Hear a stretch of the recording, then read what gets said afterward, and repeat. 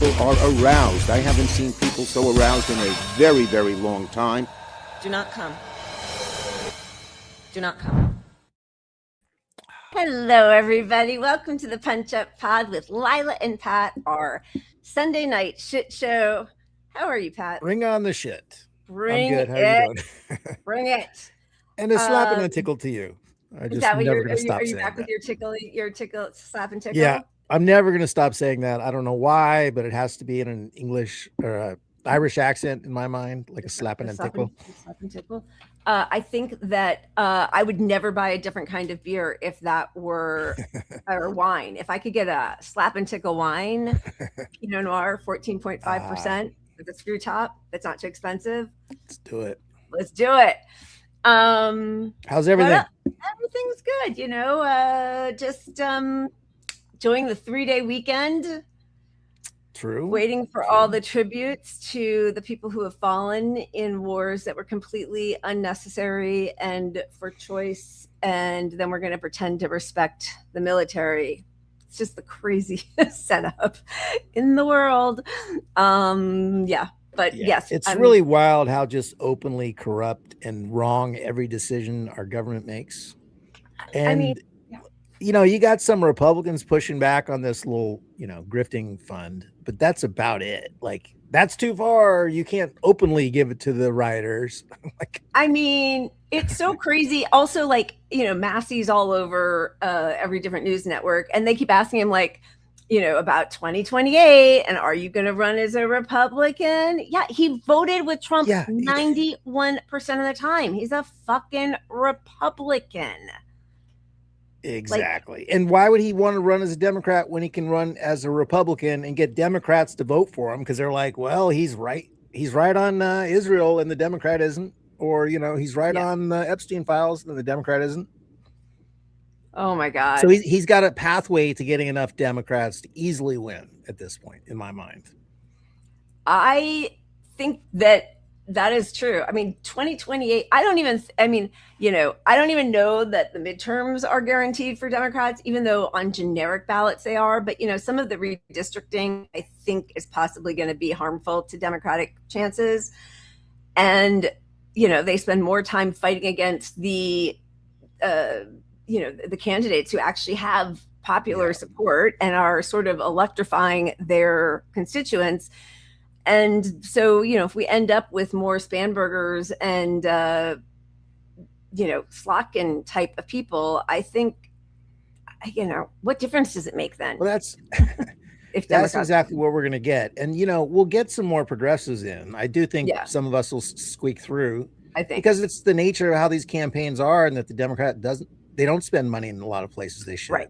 Right. So we'll get some in, but it's not enough to do anything. And they won't work together because then, God forbid, they actually accomplish something.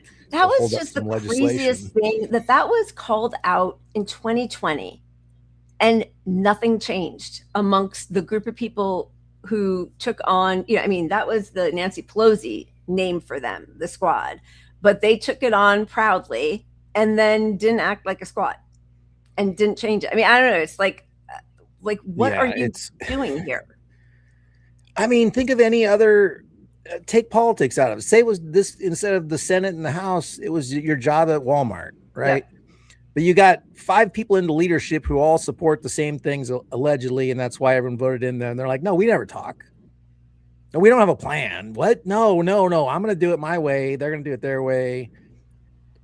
It just makes no sense strategically. Right. And so then you have to think okay, so why is that happening? Because AOC was the leader, the most prominent voice, the most, on all the magazine covers and her Insta and all that kind of crap. So then what you have to kind of deduce is she was more interested in kissing up to Nancy Pelosi and her own career. And because that could have been her project in Congress, right? Absolutely. And, I say this all the time, but it killed the future of the movement because we were at a place where we were all ready to support financially. Not that I could personally, but a lot of us collectively were like, hey, a local candidate with the right issues getting into Congress is good for me. So even though it's Kentucky, I'm going to back the shit out of this campaign. Yep. And now people are just like, no, we've seen this. No. Lucy, put the football down. I'm not kicking it. I mean, even just think of the beginning of 2024 when when quickly AOC and Bernie endorsed Biden, even though something like 70% of Democratic Party voters said that they wanted to have a primary and they didn't want it to be Biden. So if she was going to throw her weight behind Biden for whatever reason, why not demand some concessions? Like, let's leave Cori Bush and Jamal Bowman out of this. I need them here in Congress, but I will, endorse you. Do something. Oh, you're muted. Oh, but if we're supposed to believe that there are lessons to be learned, even in losing and leveraging your vote and whatever, that was Bernie's number one thing within the Democratic Party. It's like, okay, he may not win, but he can put his stamp on the platform. He can put his stamp on these other things. Yep. He can make that part of his deal. And then to see him be a part of the first group caving is just, we all know this at this point, but this AOC 2028 shit has got to stop. Stop it, people. I mean, yeah, like, let's hold out at least for something better, even if you're a person who is going to end up doing the lesser evil, right? Like, even if that's it, make her work for it. Yeah, and I mean, but we don't want to start there. I mean, she's going to get pipered in from Republicans who are going to say, you know what? She is such a fucking lightweight. We can beat her. And they're going to be right. Oh, man. I mean, unless she grows up in the next 2 years, but she has a lot to make up for. I don't know that she's able to, because she just doesn't have the weight, as you said, with foreign policy at all. And as soon as she's uncomfortable, the word salad starts. So it just feels like Kamala. She's good on domestic economic policy, but like, that's kind of it. And she does not have the courage to be first on anything. So yeah. She's good at the domestic policy messaging. Right. But that's it. Show me the accomplishments. Like, Mamdani did so much in New York already as mayor. Granted, that's a different position. It is a different position. But what has AOC fought for? List to me her accomplishments. I remember, and I need to pull this back up because there was a list of things, because the people on the left were, saying like, what have you done? What has she done? And this was it in 2020? It might've been 2022 or 2024. I can't remember. It was like a list of all of her stuff. And listen, there were some things, and those things I'm sure meant a lot to the people who got them. It was like backpacks for kids in her district who couldn't afford them. And like, there were some things that she fought for that didn't make a national splash, but it just feels like when her voice is needed, it's really not there in the right place. No. And it feels like the little things that she did get accomplished are so that she can remain as this progressive and then tell people to vote Democrat. Yeah. That's Where'd the Green New Deal? Where'd the Green New Deal go? Gone. She invented. Yeah. The Green Party has an issue with that one. Well, yeah, exactly. Okay. So hello, everybody, on this Memorial Day weekend. Thank you for joining us on a Sunday. Please do make sure to like and subscribe and smash that notification bell. And let's just get right into our cheers. This is Norwegian doctor Mads Gilbert talking about the horrors in Gaza. So many of them have been, revealed and witnessed and written about and shown by brave journalists on the ground and people who were forced into journalism on the ground. Somehow now, like the treatment of the members of the Flotilla who were kidnapped and tortured and raped and sexually assaulted is making news, but this has been going on since the very beginning. And Dr. Gilbert has been one of the people outraged and talking about it for years now. So here he is. Go to Gaza today. The families, even in the tents, will make you a meal, will find food for you, will talk gently about their own situation, and not first of all complain about their suffering. Because these are people of high class. These are people of high education. And those who care to know, they will know that the Palestinian people have always been the most educated people in the Middle East. You know, they have national tests at high school level, primary school. I happen to know quite a number of families in Gaza, which I love very much. One of these families have been bombed twice during the last occupation and attack. They've lost 60% of the family members, but still they have young people, and one of their children, she actually graduated from high school as the best in her region, despite the fact that their house had been bombed twice and her parents were killed and her siblings were killed. She, Lana, managed to study, to proceed, and to go through the hardship of siege, occupation, lack of food, lack of water, lack of electricity. With the support of her family, she kept studying, and she did the best exam at the national tests of all in her region. So yes, there is suffering in Gaza, but I have another word for Gaza. Okay. And that is resistance, respect, and resilience. You know that the Palestinians, they have a name for it. It's called sumud. This never-ending capacity to sustain hardship without giving up. This steadfastness of the Palestinian people. As I said, I'm not a military man. I'm not a military fighter. But anybody who knows anything about military history must be quite impressed by the fact that the Palestinian resistance in Gaza has resisted the Israeli army and the U.S. support for more than 2.5 years now without surrendering. And that itself says tons about the capacity of the Palestinian people and their love for their country. I don't support any attack. Samud, I mean, it's so beautiful, but yes, It isn't. Nobody on earth should have to be that resilient. No, and I liked the video in particular because I really didn't know what Samud meant. I Me mean, it neither. I know. passed on to me, and I was like, oh, that's what the flotilla is for. That's why the resilience of just sending fleets and fleets every few months for years. Yeah, and he's been there practicing world, medicine. Wait, say again. Well, I mean, that's just the world's response. I don't mean to highlight them over the struggles of the people there, right. But like, the little girl story he's telling about, like, hey, if I lose a cat, I'm going to be out of work for 2 weeks, and here's a kid with her family, everybody, and finishes top in her class. It's really just so astounding. But I mean, I know, as we all have said so many different times, no one should have to have that sort of resilience. But it is truly breathtaking, honestly. And to see, God, I know we're going to get into it, but like every time they're close to a deal, Israel takes it out on the people of Palestine. They, like firebombing Gaza. Of course, there's always terror in the West Bank and people being, given 10 minutes to get out of their house before it's bombed or set fire to. I mean, it's just, the evil just knows no bounds, and there's no end. That's the other thing that so many people who have given testimony on how they were treated after being kidnapped off the flotilla say.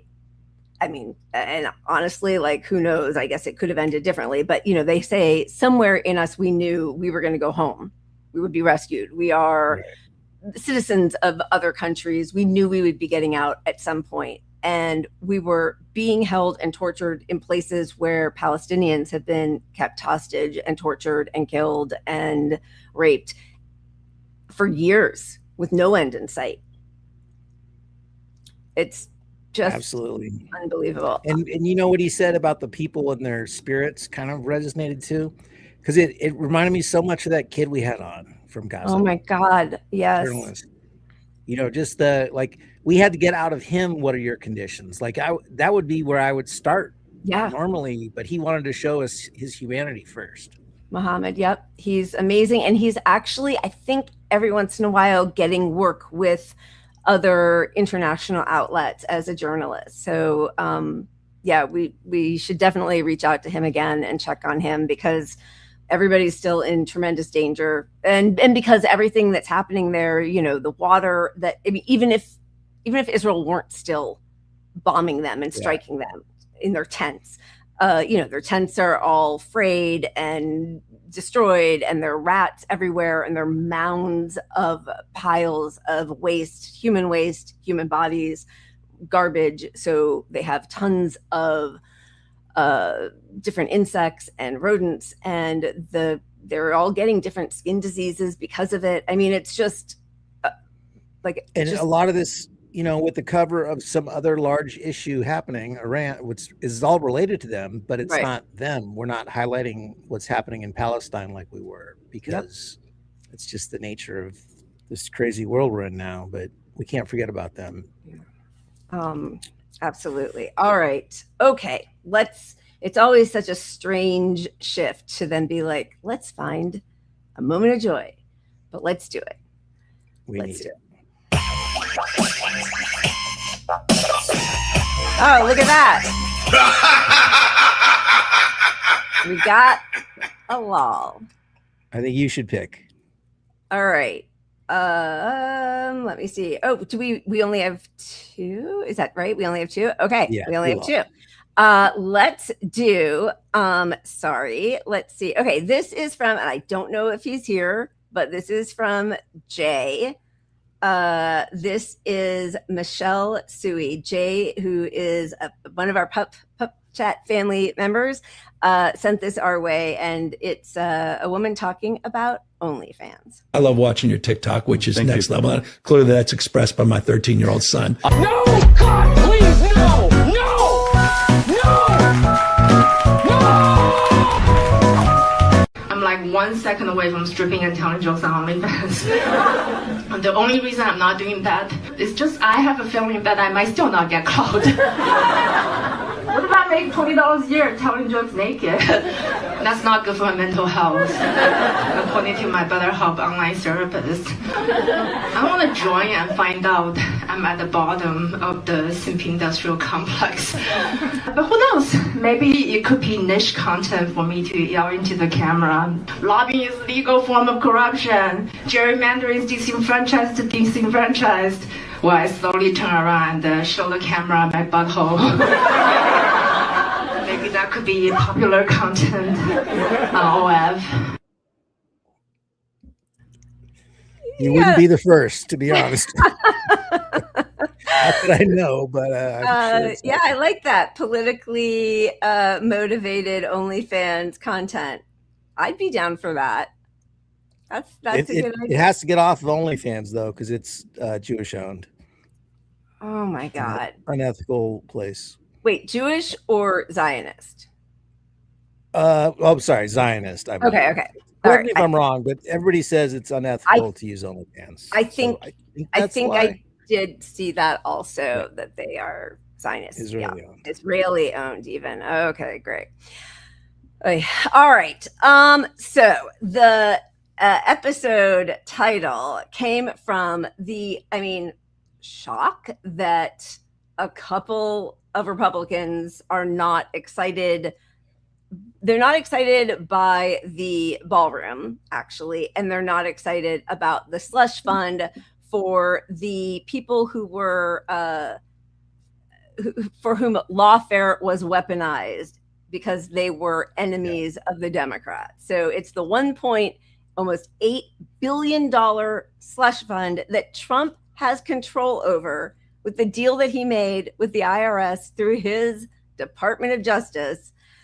I mean, so his private attorneys made a deal with his public attorneys in the government to cancel his own lawsuit that was guaranteed to lose, to create a fund of $8 billion, $1.8 billion, actually, isn't it? I think it's 1.78, so 1.8, yeah. Yeah, and when it first came out, he said, "I don't know anything about this deal, so I don't know." But they know exactly what the deal is, and allegedly he's going to put a board of 5 people that are going to get to decide all this stuff. And it's like, we have a process called civil litigation that you would normally handle this, and you're skipping all of that and just saying we pick who gets the money for what the government did. It's crazy. And I mean, basically that's taxpayer money that they will use to give to their friends for anybody who was wrongfully, subjected to. Yeah, you could get some of that money. I need some of that money for the Biden meme I shared that the Democrats went after me for. Oh my God. That's right. That's right. Where I'd be today. I actually think that would be a hilarious endeavor. You should do it. And you know what, Truth, you're totally right. It's the Freedom Slush Fund 1.776. Oh my God. Of course it is. Oh, I hate these people. So much. Okay, so this is Senator Tom Tillis of North Carolina talking to CNN. These people don't deserve restitution. Many of them deserve to be in prison. But this is, this is just stupid on stilts. Do you think you have colleagues that share the same concerns that you're Yeah, expressing? they do, and they need to speak up. I mean, this is beyond the pale. This is not good for my colleagues. There's no one positive thing that could be spun out of this between now and November. This is bad policy, it's bad timing, and it's bad politics. He loved his little quip so much that just a couple seconds later. I think it's stupid on stilts. Why? Because it will invariably put us in a position where your taxpayer dollars and my taxpayer dollars could potentially compensate someone who assaulted a police officer, admitted their guilt, got convicted, got pardoned, and now we're going to pay them for that? That's absurd. The American people are going to reject this out of hand. When you take money from me to give to a purpose that I vehemently disagree with, that's tyranny, and that's what that account is. Yeah. Oh my God. Look, he doesn't give a rat's ass who gets the money. It's just bad politically because you got to run against this economy being so bad and this glorious ballrooms all Trump brags about. And it's in everybody's face that the grift is happening and it's indefensible. They don't care about it. They just care about losing their elections because they got to fight up. It's easy. It's you just volleyball lobbied it up for Democrats to call them corrupt, which they are. They're totally corrupt. We'll see if Democrats actually end up, rising to the occasion. That would be so nice. I see. Pat, you didn't organize properly, and I was missing some videos, but I see they just weren't alphabetized correctly. Oh, okay. We have some other. There's the Slush Fund, and there's also the ballroom. Is this the montage? Because it originally was going to be paid for by donations, right? It wasn't going to be a taxpayer issue. But even there, I always feel like it's like when you say, so much of our money, like LA City money, goes to paying off lawsuits against the cops, right? And we could be using that for education. And people will be like, no, it's there's one part that's marked this way, and there's another part that's marked this way, and that money could never go to that. But it's like all of that sort of like actually, the politics explainer. And it's like, I don't care. There is crazy amounts of money going to something bad. Let's just put it towards something good. And we can figure out all the stupid details the way you figure out how to bypass 26 environmental laws to continue Trump's wall, or you do an illegal war, or you give military aid to a country that is committing genocide. When we always get around shit. I'm sure that if he cared about it, he could tell his billionaire donors, hey, instead of that, let's put the money not towards a ballroom, but towards free college, or canceling student debt, or whatever. Like, do something, right? But now it's not only gone from like his donors are going to pay for it for whatever it was going to be, 400 million. Now it's like over $1 billion, and it's actually going to be taxpayer funded because look what happens, how he's always getting shot at. Yeah, I mean, I'm getting shot at all the time over here. Somebody send me money. I mean, and he garnered no public support. the story went away in a day. It's crazy, to be honest, that it went away so fast, which makes you think something is not right with this story, because it should have gone on for weeks. Well, I tell you, I don't think that, just like almost everything else, that this would have been allowed if Democrats weren't somehow on board. I just, they're going to make a huge data center, bunker, fortified, safe room underneath there. And I think he's taking the fall for what everybody in the political elite wants. Oh, I think so. And I think a piece of it, and I'm glad you brought that up, because I think a piece of it is that they're going to make that a new, hey, it's unsafe in the world for politicians. So anytime you talk to us politicians, we're going to be in the ballroom. It's the only place we can be. So then they can control the press in front of them. They don't have to deal with the public. It's going to be something like that, I think. I think so too, because otherwise, what is he saying? Because it doesn't even make logical sense. So every time that you're ever not in bed, you're in the ballroom. What are you talking? Are you not going to go to the golf course? You're only going to stay in your one fortified place? That's not what's going to happen, right? So it's all just because look, if you can golf anywhere, golf is the most open range place on earth to get some. I mean, to drone somebody, you could get some drones into golf. Yeah, and do what you want. I'm not suggesting it, but But you're not protected bunker style, and right. I know, Pat. Wait, exactly what are you not suggesting? Yeah. No, I'm not suggesting you go out and buy model number something drone and arm it with, say, C4. I don't know. There's got to be something better now. No, don't. All right. This is his explainer on the ballroom, just so we're all up to speed on this. I want to take a look at the complexity. These are all different rooms down here. They're building a hospital. It's a military hospital. They're building all sorts of research facilities, also meeting rooms and rooms that go hand in hand for the military using the ballroom. And the ballroom is really a shield and protecting all of the things that are built here. This goes, as you see, it's already up to the ground. This goes down very deep. You get a better view right over here. This is down because we've already done these floors. But these are already down 2 floors. That is down about 6 stories deep. That's big stuff. Normally, when you build a ballroom, you build it flat. You just build a ballroom. It would have been built. The complexity of this, and again, it's all knit. It's all knit together between the drone proofing, the missile proofing, we have, and the drone capacity upstairs. We can have all sorts of military up, whether, I hate to use the word snipers, but we have great sniper capacity. It's built for our snipers, not the enemy snipers, our snipers.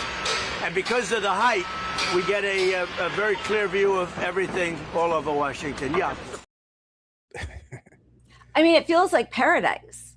They're going to have a hospital. They're going to have this is where we're headed. Yeah. They are protecting themselves because they know what's coming. This is the giant Washington bunker for all these people, really is what it is. And let me tell you, I guarantee it's already just showing the video of that being built. It's being scrubbed. Israel is combing where the weakness is. It's probably got built-in spyware for Israel, that can't be removed somehow, being embedded in the concrete. Would not surprise me one bit. Yeah. I mean, truly grotesque. It's grotesque. And yes, absolutely. I think that just the way, the what do they call it? Techno-Zionism and the nation state tech bros who want to build their bunkers in Greenland and, what is it? The sea state place. They are trying to escape all of us. They're trying to just escape the devastation they've created. They fucked up this world so badly. They're either going to underground bunkers or to Mars. Yeah, just go to Mars. Get the fuck out of here. Please get in one of Elon's rockets. Those things are awesome. They blow up all the time. Get in those. Enjoy. Just go. What's more of a bunker than a submarine? Let's get an underground under the ocean world somewhere. Bunkers everywhere take them. And what does that do actually to like 6 stories underground? What does that do to all of the city structure around you? Like that has to create some fault lines or some instability somewhere. Like that's crazy. The whole thing is just I mean, the big picture is you're flaunting building this crazy thing that nobody wants except for you people in Washington, if at all. Right. As you're not funding programs, as Ebola is spreading because we cut the Ebola USAID funding, as COVID's here, as we see all this stuff, as you know, food is 50% more than it was last year for the basic shit that we have to eat. And gas is going to be $10 in California. So you're seeing this, and then that's why you finally got Republicans pushing back, because they're like, holy shit, we are sunk if we keep letting this go without fighting back on the things that are right in our face. Do you think the only Republicans fighting back are the ones who haven't gotten their invitation to the to the ballroom bunker, who think they're going to be left behind? I mean, at some point they're all going to vote this thing down. His fund is going to go nowhere. I really don't think it's going to happen either. Like they have to do something. I mean, look at all the the destruction of just that land and the construction. Like something's going to have to happen. They're not right. So like what's going to happen? The bunker's getting built. That part's getting built, but his slush fund is not going to happen. Oh, got it. All right. Yeah. We'll just. It's massively unconstitutional. That money. Over, I mean, yeah, but look at all the things that are unconstitutional. I mean, truly, it's crazy. I would have said for sure, a few years ago, no way it's going to happen. All the courts are going to nix it and it's going to be gone. But no, well, they did. There was a judge who put some injunction on it, told them they had to stop the construction of the ballroom. And I'm sure that there are people who are now going to the courts to try to do the slush fund thing. I mean, then what happens? Like, okay. Yeah, but look, ultimately Democrats will approve the ballroom. Like, I don't think Democrats would stop the ballroom, but I think they have to stop the slush fund. Right. You know what I mean? You can recompose the financing on the ballroom. We can change it to, instead of the $8 billion project or whatever the hell it is. Yeah.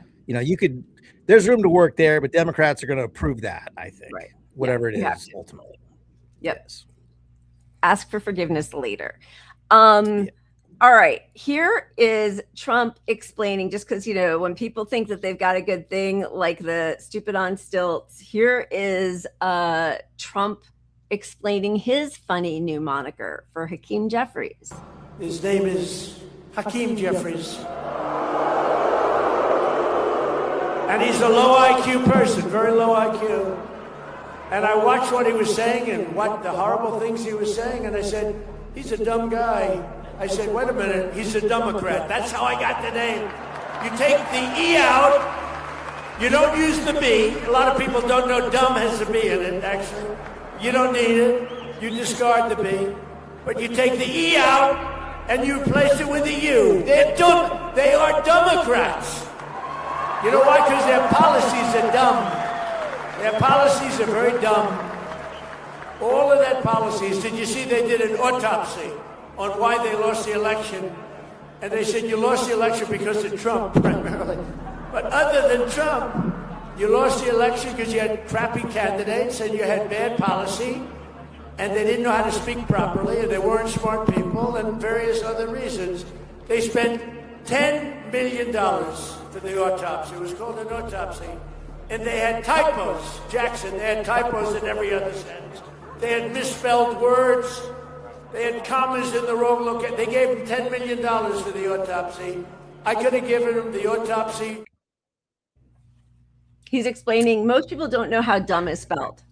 Who is he surrounded by that he feels like that is something to explain? The etymology of his sick burn. And the problem I have with the most is that it's actually better with the B in it. Like if you're strategically, you would want it to be clear that it's dumb. Yeah. Yep. But a lot of people don't know there's a B, so you don't want to put the B in there. Oh my God. Yeah, he's got to get a new group of friends. Yeah, thank you. We need as much support as we can get because, oh my God, it's just miserable down here. And look, I don't think, Trump, a lot of what he said about Democrats is true, but like, here's the problem with the autopsy. They left out the conclusion.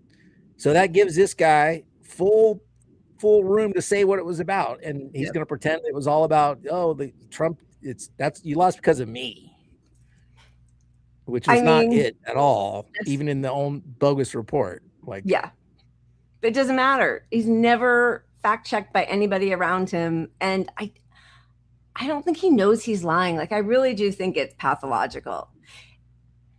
Anyway. Okay. So the other thing, it's just, can you imagine being his kid? Like, whatever you might think of Obama or Bernie now or whatever, like, Bernie a couple years ago was playing softball with his grandchildren, swinging a bat, running the bases, playing basketball. Obama's there with his daughters. He's playing with people, like other people's kids. Look at Mamdani shut down blocks in front of tons of different elementary schools around New York City in celebration of the World Cup coming. And he's out there playing soccer on the street with kids. Like, there is some joy in surrounding themselves with either their own children or the future generation of children or whatever, future generations.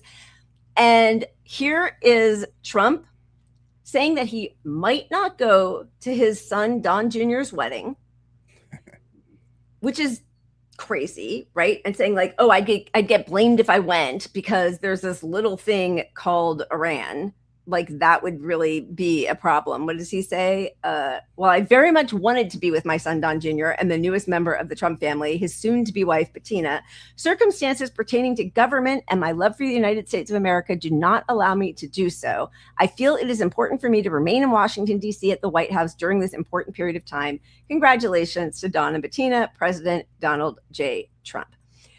Not that we are really fans of Midas Touch, but they put together 35 seconds of tweets or truths that he put out on the day of his son's wedding. So this is how he spent his time instead of going to his son's wedding. I can't even imagine how his children must feel in life. Oh, stock market, some caricature of Ro Khanna, just, Hello, Greenland. We're coming for you, Greenland. Fantasy. Disaster of a person. So instead of being with his, with Hulk Hogan, we all miss the Huckster. It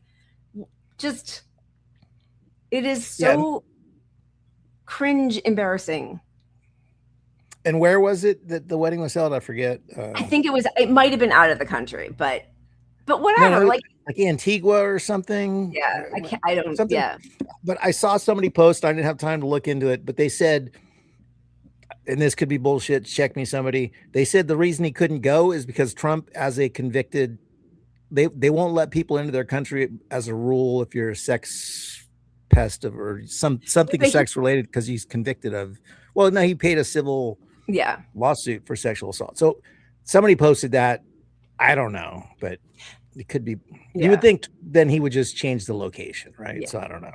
Although maybe that's his own passive aggressive thing. I don't know. But just everything about these people, it would be like cringeworthy, embarrassing if it weren't also horrifying and deadly. They're just awful. This is his approval by state, which he's got to be feeling. And certainly, he's like underwater on everything. The dark orange is disapprove. So he's popular. He is still popular with his Republicans. He's like 80% popular with them, which is unfathomable, but okay. But that map it looks like a COVID map almost. It's a fairly dark orange all over the place, right? There's like 3, 4, 5 places where he's, approval rating plus 22 in Wyoming. Idaho is close to that. West Virginia, And then Oklahoma and Tennessee, it's almost breaking even, just a little better than that. But everywhere else, he's underwater. So, I mean, he should go be the president of Israel. Go. They love you there. That's your type of people. Go. Yeah. All right. Should we spin before we move on? I don't know. Do we have anything about GOP that we want to? Oh, well, I mean, just talking about fraud, just really quickly, since, that's what they're supposed to be doing is getting rid of fraudsters, like with Doge, and making sure that people who have been harmed by the weaponization of the law are made whole again. And so when they're asked about this is Mike Lawler today on Face the Nation asking about this slush fund. Congressman Lawler, the president made a high-profile visit to your district on Friday. He campaigned for you because you represent one of just 3 Republican-held districts in the U.S. that Kamala Harris won in 2024. How are you explaining to your constituents this new settlement that prevents the IRS from auditing any Trump family documents prior to this year? Well, I think when it comes to any agreements that the president has made with the IRS, from my vantage point, I think looking back at what the Biden administration did, they certainly weaponized the government and were targeting the president. And I think he obviously had claims that he brought against the government as a result of that. Good job, buddy. That's our guy? Mike Lawler. I mean, what the fuck? Yeah.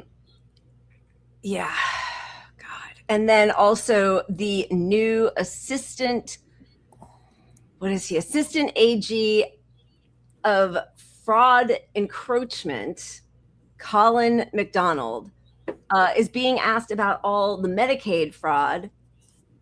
And let's see how he handles that question. Yes, sir. Max Nestor, Minnesota Reformer. President Trump has granted clemency to numerous individuals who have stolen hundreds of millions of dollars in Medicaid funds. Can we expect Amy Bach or any of these folks to be shown the same mercy in the future? I'll take a different question as the final question. Yes, sir. In December, the U.S. Attorney here, Joe Thomas. Interesting. So Amy Bach is the white woman who had. Oh, I was like, what are you slurping in there? It's your second slap and tickle. That is the white woman, not the Somali woman from Minneapolis, Minnesota, who was convicted of massive Medicaid fraud, and also I think it was. I don't want to do fake news. I think there was also part of it that had something to do with daycare facilities, and she was convicted. It was, tens of millions of dollars, and let's see if she gets if she's made whole and pardoned and given some of that money back. No, of course not. And look, Trump has openly, he can be bought. You can buy a green card with the right money. Yep. If you want a pardon, anyone rich can just fucking get a pardon. Oh yeah, they're buying him. He's just out in the open. He is a slush fund. Like what? He doesn't even need this. No, it's just this one's too obvious to people because it's actually being covered. That's why the news actually matters, that we have a media that covers some of the shit. If they covered all this other shit, and if Democrats weren't complicit, so they just were like, no, we don't want to look into the Epstein files too much. Yeah, exactly.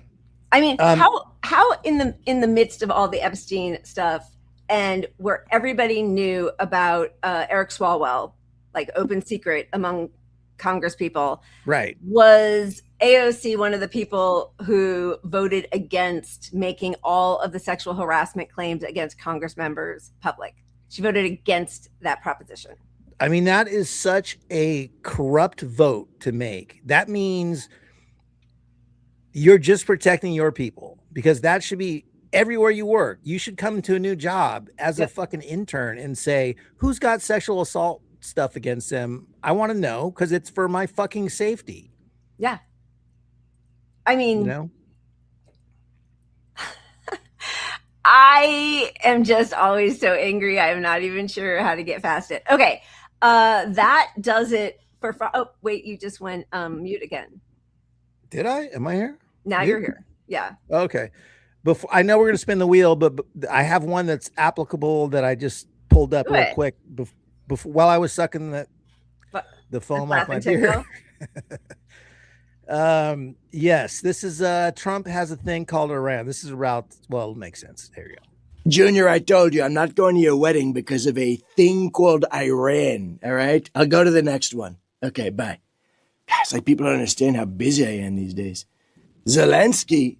Sorry, I can't deal with this. I got a thing called Iran. Taiwan. Hi, yeah. No, sorry. I need those weapons for a thing called Iran. Take you on a date? A date? Melania, I got a thing called Iran. Ah, geez, not this guy again. Hello? Donald, it's Bibi. Quit stalling. It's time to do the thing. What thing? The thing you've been talking about. Oh, that thing. Well, you see, the thing is, I got a thing. Another thing? A thing called Cuba. Public Oh, man. Yep. I got a thing called Iran. Got a thing called Iran. That is really what it feels like. He just did not want to bother himself with flying to his son's wedding. That's a funny line, though. I'll be at the next one. That's good. I mean, it says a lot about your character. Like, even it's just this narcissism, and like, it's a lot for me to fly out to your wedding. Yeah. I'll go to the next one. I did like that line. I'll go to the next right. Yeah. Jesus. All right. Okay, but we're still spinning. Yeah, let's spin the wheel. All right. The more joy, the better. The more joy, the better. I agree. My computer is really lagging here.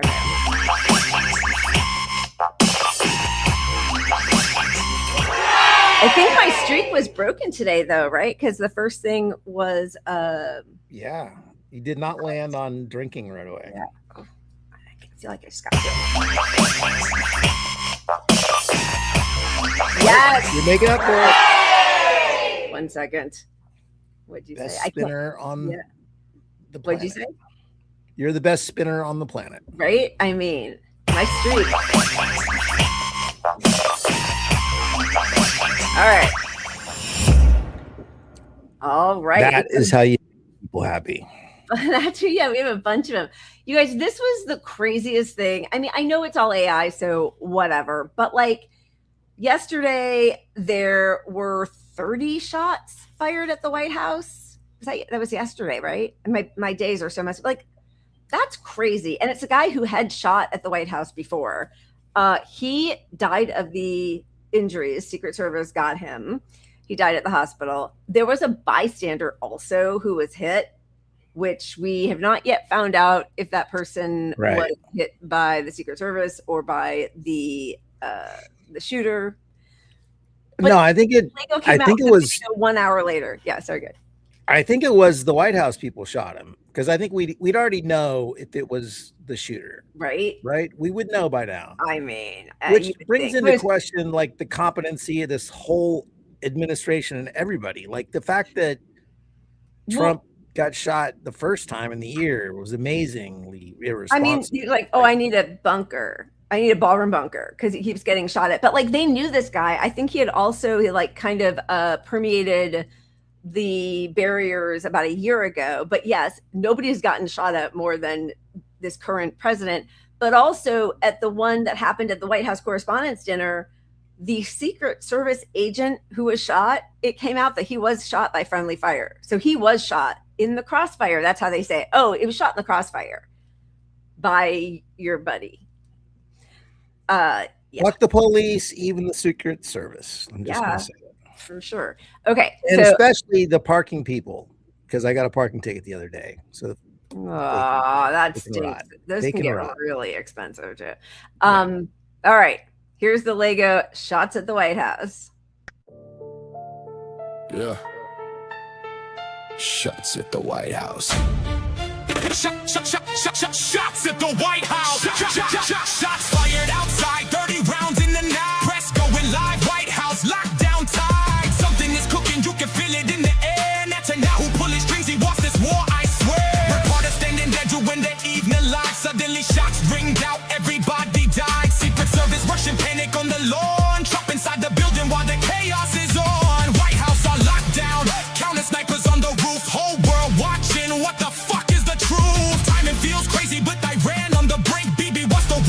what everybody thinks. Drums of war beating, we hear them loud and clear. We do not want war, But the choice ain't ours, my dear. Shots fired outside, 30 rounds in the night. Press going live, White House locked downtown. Sacred defense, watching while you play your game. I ran ready, we ain't going down in flames. sacred defense. We see the strains. We waiting. Sacred defense.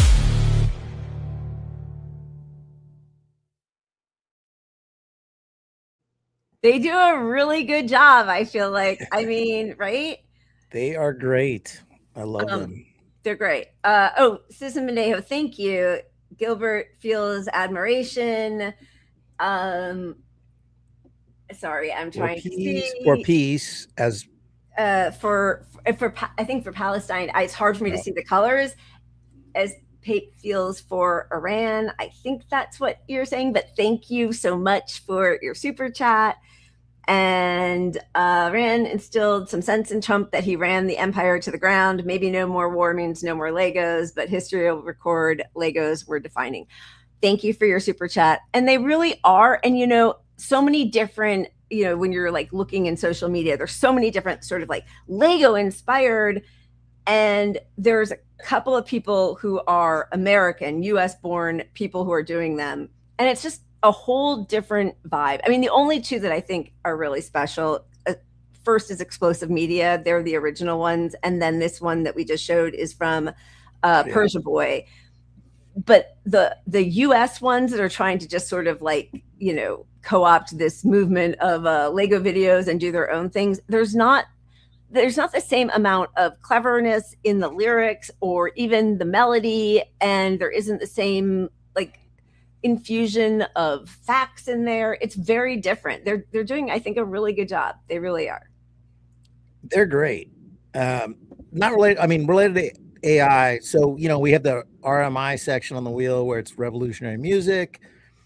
And I always pull music, and I pulled one song because like the words were great. The music was kind of like, you know, but it said the right stuff. And then I went back and put it in, I wrapped it in our little, you know, intro with Bob Marley. Went back, and it's like the artist says, I'm a writer. And I'm like, wait, it's a male voice and you're a writer and all her shit is AI. I'm like, no, get out of here. That sucks. Gotta go. I know. Got to go. That just really does. Like you're not an artist if you're using AI.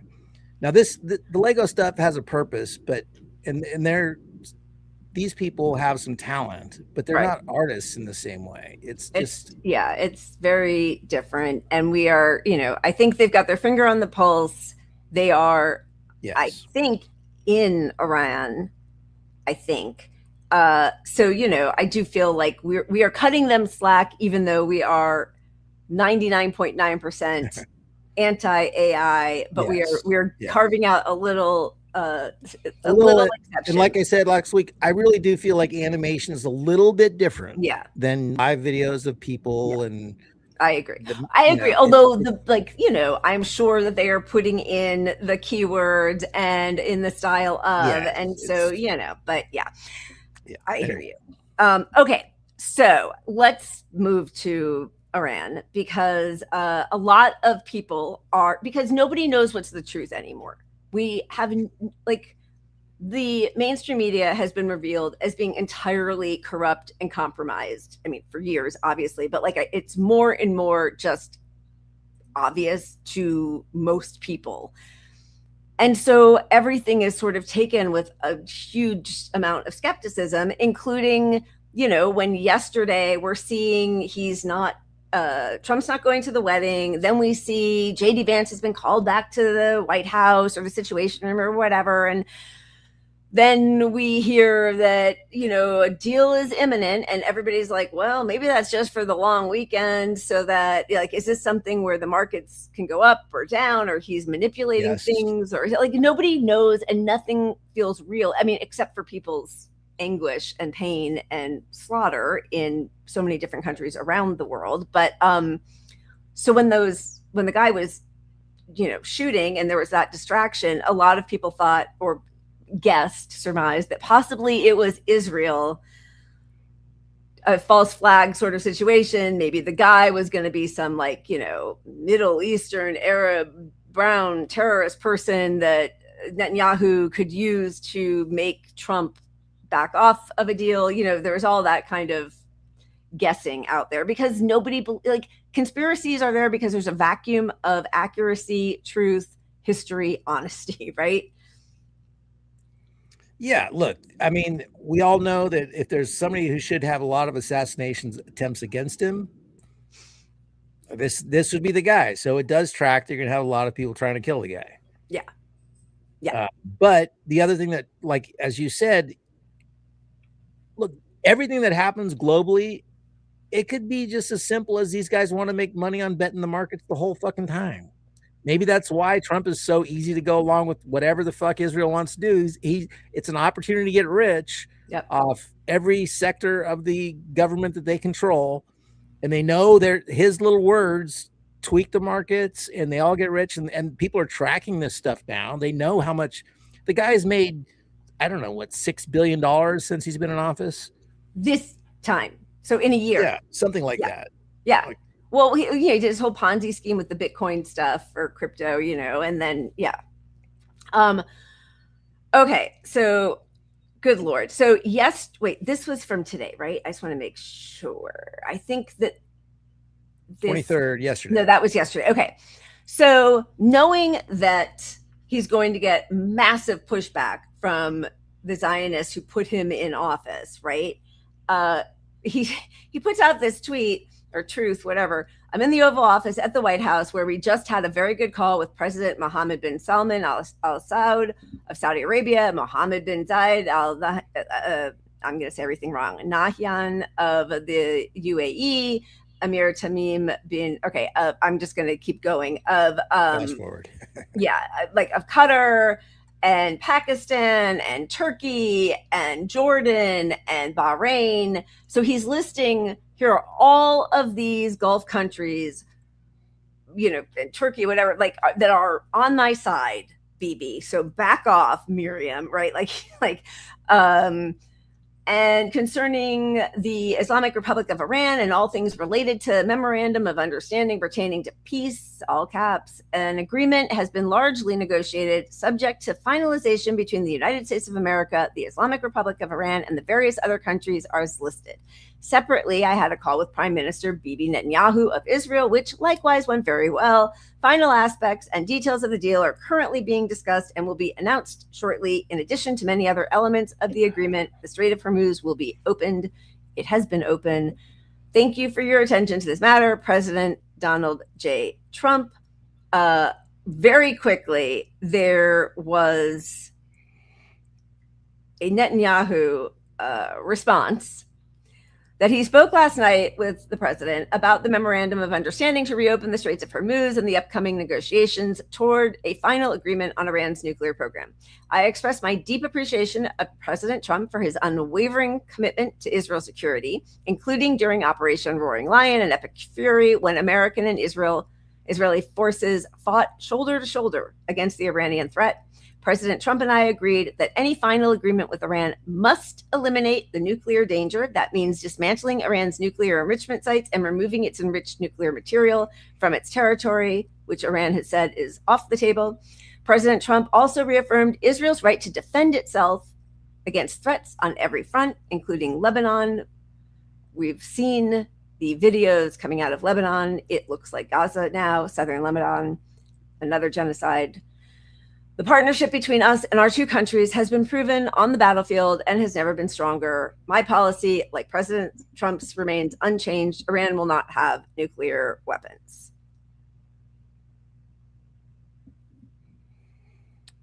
Yeah. I mean, it's Israel first. All the previously seen anti-Semitic views are proving real when it comes to our country's interest. Yeah. We are just here for Israel.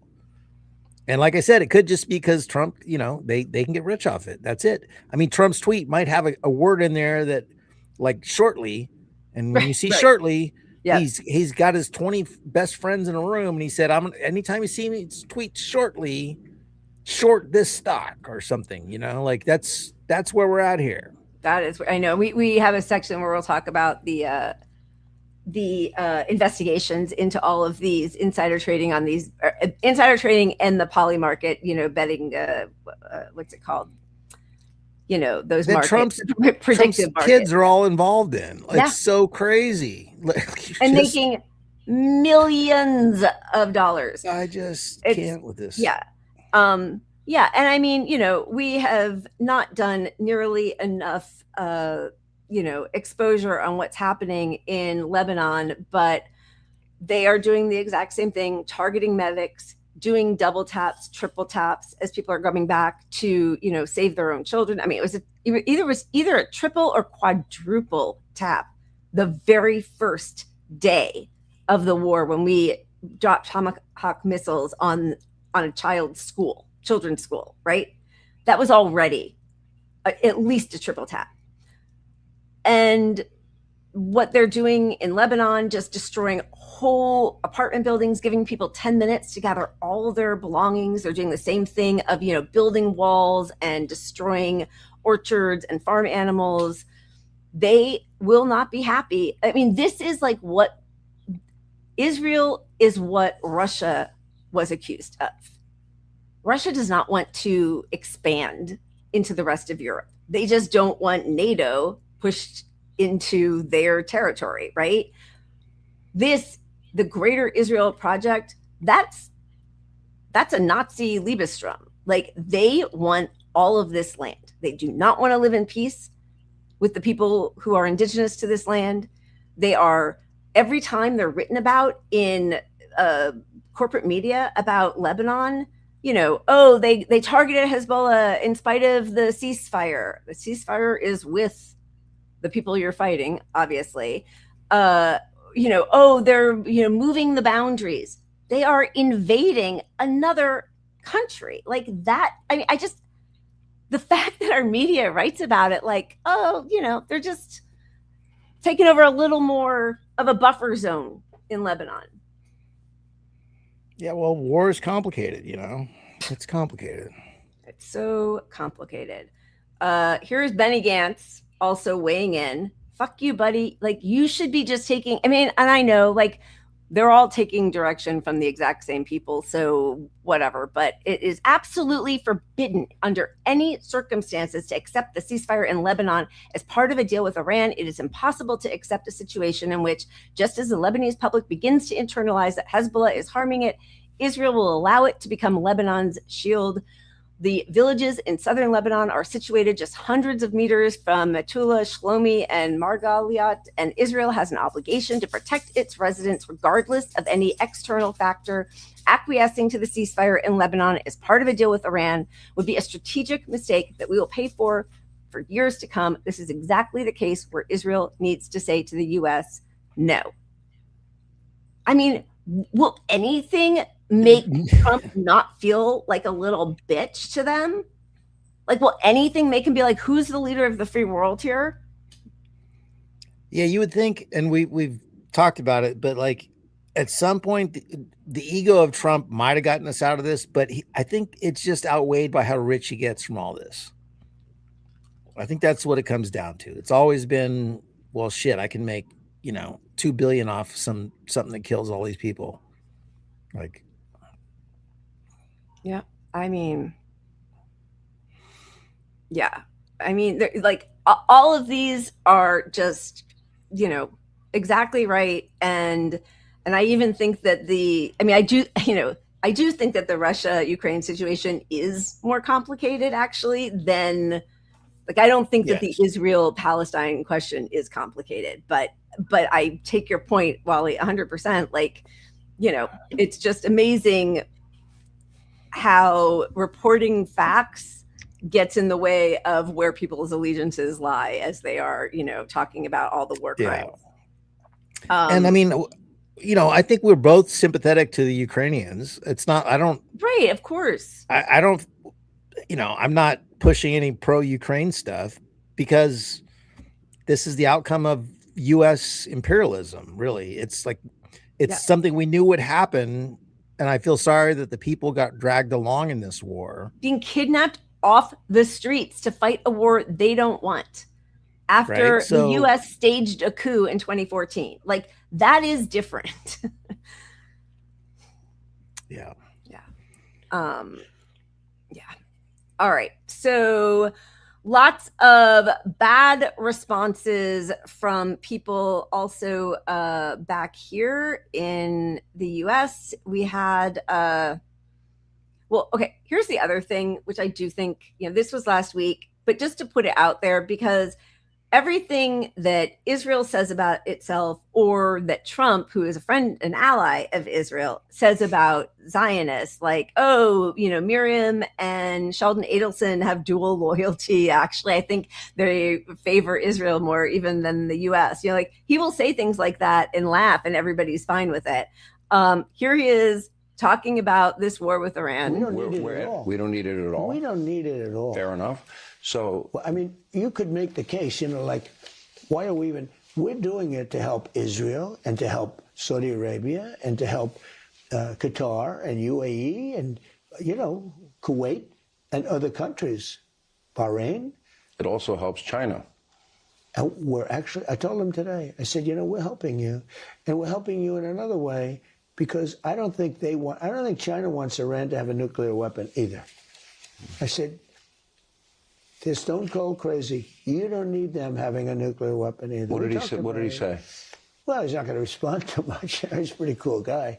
He's not going to say, "Oh, gee, that's a good point." I think he might. What's he going to do? Oh, Say, I mean, what a wonderful point. You think he agreed? Yeah, I think that was the impression. I don't think he wants them to have. No, he would like to see it end. But he's been good about it, Yeah, I mean, I think China wants to see all the wars end, right? Like, they are not, they want some, like, a resumption of a lack of chaos. They would like to make their money and keep, moving forward. Yeah. All this, the amazing part to me is the MAGA folks. And I mean, it's predictable, but like, to stay at this point with Trump, who it was the outsider, the anti-war guy, and to see how much people are defending him in the MAGA movement. Now, a lot of left, don't get me wrong, but the true believers are just wild. Like, I watched some of the Greenwald did a one of those jubilees where it's you against a whole other issue of people, circle around one guy, and it was MAGA folks on Trump, and like, I mean, he eviscerated them. Nobody even wanted to raise their flag to get in because they would. He's so good. Eating them up. Yeah, he's great. Yeah. So anyway, it went on. Lindsey Graham was really upset about it. Mike Pompeo, and that, Mike Pompeo says the deal being floated with Iran seems straight out of the Wendy Sherman, Robert Malley, Ben Rhodes playbook. Pay the IRGC to build a WMD program and terrorize the world. Not remotely America first. It's straightforward. Open the damn strait. Deny Iran access to money. Take out enough Iranian capability so it cannot threaten our allies in the region. Overdue. Let's go. Joe Kent quote tweets it. History teaches us that taking advice from neocon chicken hawks gets us endless quagmires in the Middle East. He's quoting Mark Levin, the Fox guy, who also had a whole tirade. Actually his first thing. So he normally is the one that Trump listens to, or Trump tells to put out. He's like the Barack Ravid of Fox News. But he right away ran to Israeli media to talk about how this deal was horrible and we can't let it happen. And we need to, basically just demolish, obliterate Iran, take away, they can't have weapons. They can't have ballistic weapons. They can't have nuclear weapons. They can't have enriched uranium. They have to just open the strait. And, the thing that he said about China earlier, like, I think China does not want war, right? Like, they haven't waged war or invaded the way we have for the last 80 years, 100 years. But also, China meets with Iran. China, the day before or even the day of Trump's visit to Xi Jinping, there were Chinese ships going through the Strait of Hormuz, right? So, look, as all this goes on, China is getting strengthened by the day. Every like you know, yes, they're economically getting harmed a little bit, but not relative to the rest of the world. Yep. And they are seen as allies further and further to the rest of the world because they're supplying stuff that we would supply previously. Yep. In part, that's part of it. And we're dropping all of our aid to the world. We're letting Ebola rip because of our stupidity. My God. You know, so they're taking that mantra, that mantle in the world of like the do-gooders with a lot of money. Yep.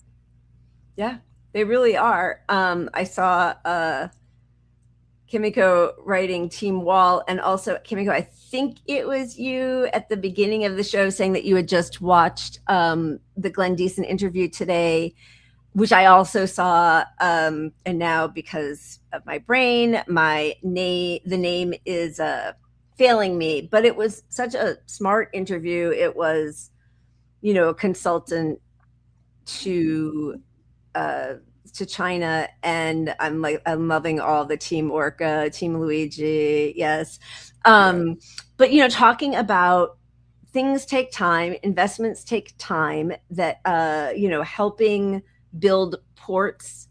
Thank you, and Einar Tangen, and I'm sure I'm also saying that name wrong, but it was so smart, and it was such a great deconstruction of Chinese philosophy in dealing with the world right now. And it's the soft power, and also like we'll all be happier if we lift everybody up. And I know believe me, like I know there are things that we all wouldn't enjoy and whatever, blah blah, because I'll get all the DMs, but they have lifted more people out of poverty, extreme poverty, than anybody else in a shorter amount of time than anybody else. And they are making that known around the world by also helping other countries lift themselves up. And if we're being honest, they're not communist. Cut that out. They're sort of socialist. They're a socialist capitalist hybrid. Right. But they're so much better at the socialist piece, the sliver of that they, when they bring capitalist invention and progress like AI and whatever, they're bringing along things that benefit society because that's built into what they're doing. Which we are like, no, in America, we just let it rip. And then somehow the trickle down from unemploying everyone in society is going to benefit us. Yeah. No, and we know that's not going to happen. Yeah. Well, and the other thing I think is that they don't, yes, they have, obviously there is capitalism there, but they don't let capitalists supersede the politics or the people.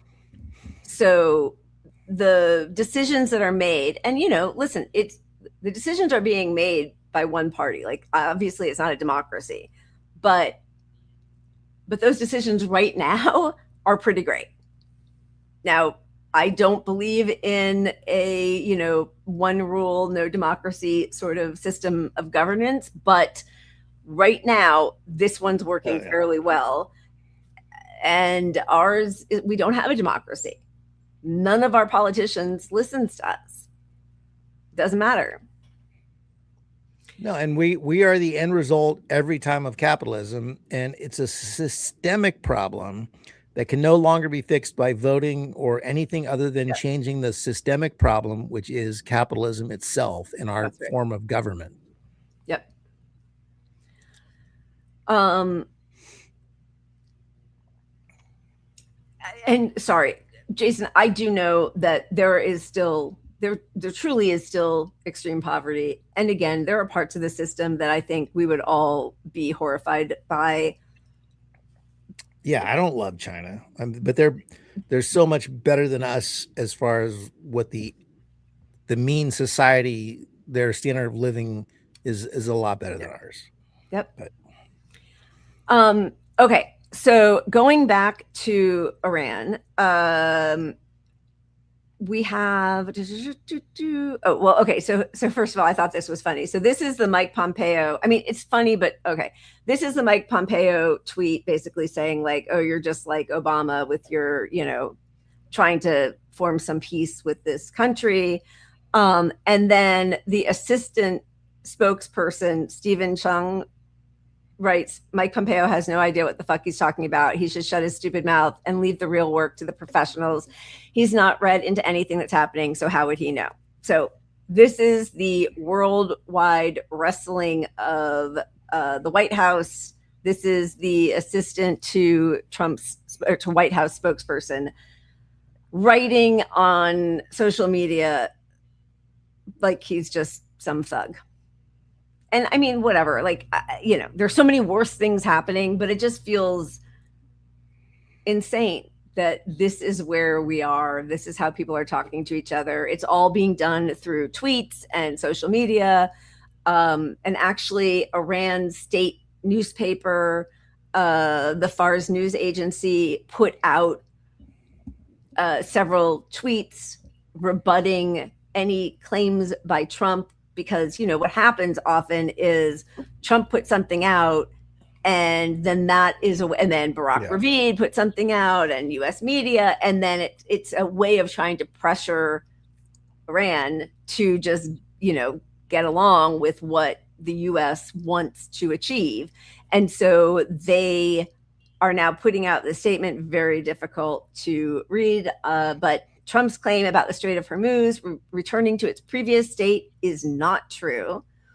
And then they also say in the deal points that, you know, there will be passage, but there will have to be issuance of permits and they might change the wording. This is me saying it by some people. I think Tarita Parsi was saying that, like, maybe instead of saying that there'll be a toll, that it will be for environmental damage or cleanup for all the ships. Just cost to maintain the security and strength, you know. Yes. Exactly.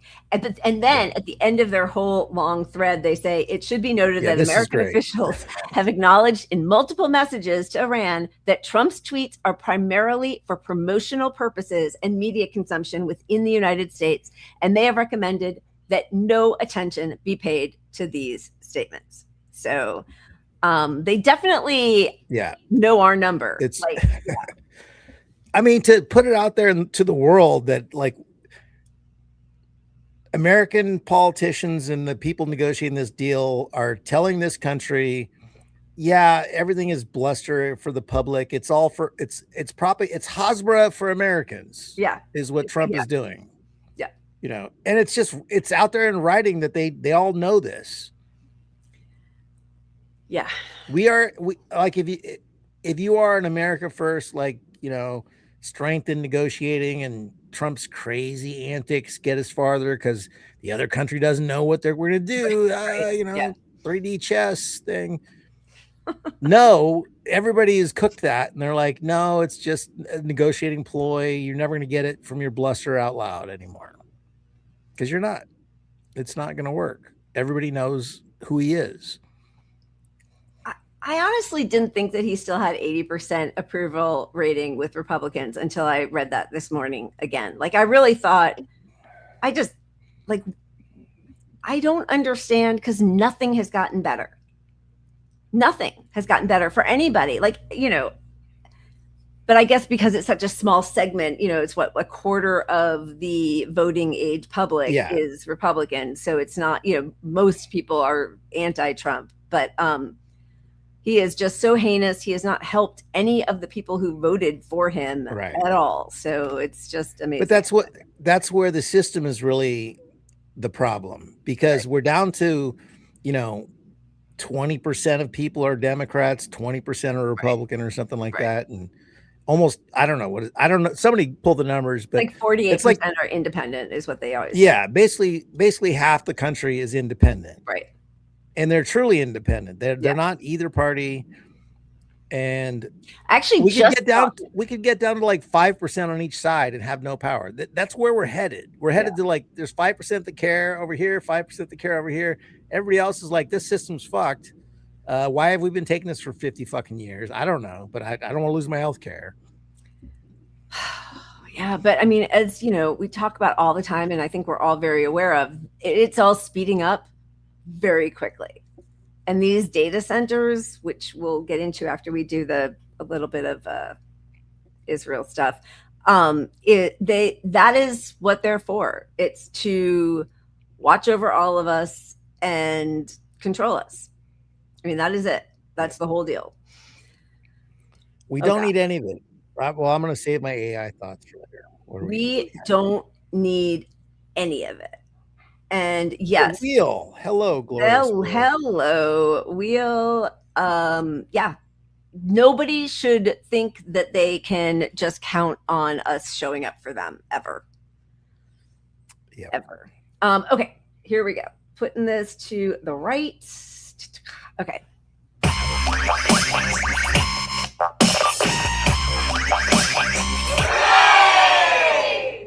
Thank you. 1 second.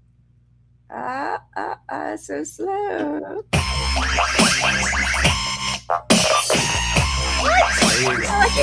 Got another Lego.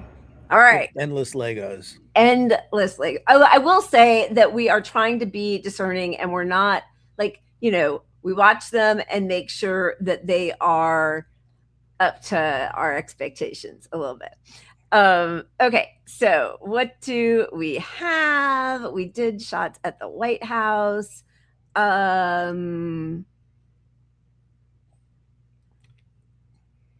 right, let's do They Ordered You to Die for Israel. Hey, Orange Pig, America first? Oops. Oh boy, that was the slogan you stole. But Bibi's pulling strings and your voters getting cold.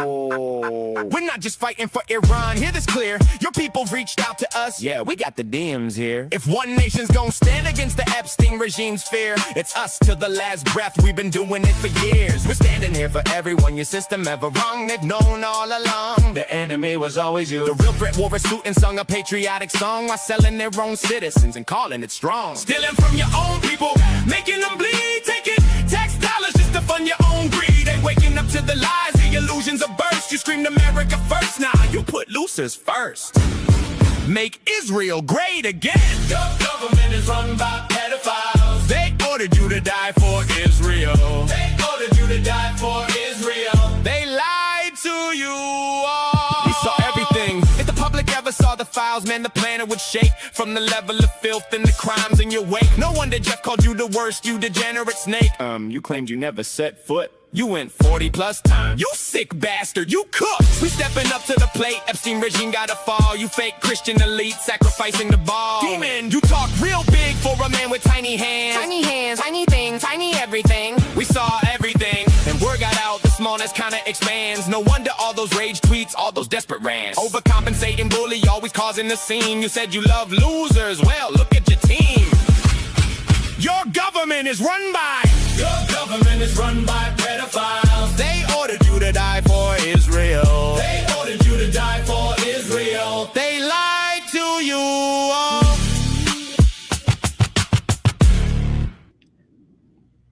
I love that, but I'm also worried that did we show that one on Thursday?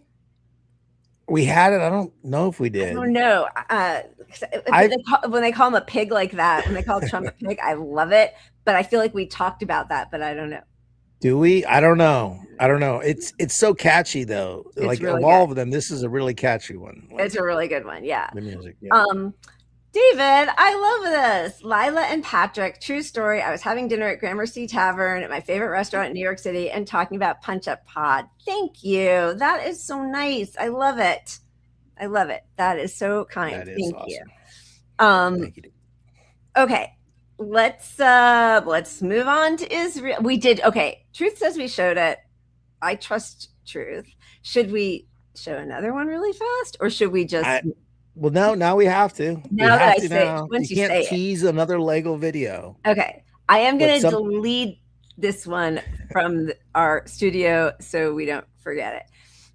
Something is cooking, I think, right? Is that, did we show Yeah, that yet? let's do Something is Cooking. That's perfect. Do it. Here we go. Yeah. Something is cooking.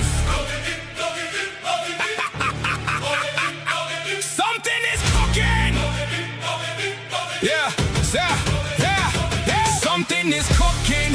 Trump canceled the golf, skipped his own son's wedding, locked in the White House vault. Tulsi just quit, Mossad warning Iran might strike first. Blockade on Iran, they got every right to hit back hard. Something is cooking, feel the panic in the air. Trump glued to the situation room, something heavy in the air. No golf, no wedding, no time for the fam. Something is cooking, and Iran ain't playing. Damn. Trump out here canceling everything on his plate. Golf plans gone, son's wedding, he said not today. Tulsi Gabbard walks, says she done with the game. Mossad dropping warnings, Iran might strike first, they claim. He talking big but staying glued to the chair. White House on lockdown, something heavy in the air. 1 minute he was swinging clubs, next minute he's locked in. Something is cooking and it's got Iran written. Now they talking preemptive cause they already know you pushed too far, now the pressure is rising. Iran got the right to defend, that's not surprising. Trump acting calm but we see the fear in his eyes. Canceling everything, staying where it's safe inside. Something is cooking, the pot is about to boil. Sacred defense ready, Iran ain't gonna fall. Drums of war are beating, we hear them loud and clear. We do not want war, but the choice ain't ours, my dear. No golf, no wedding, White House on lock. something is cooking. Sacred defense, We see you panicking, we waiting. sacred defense.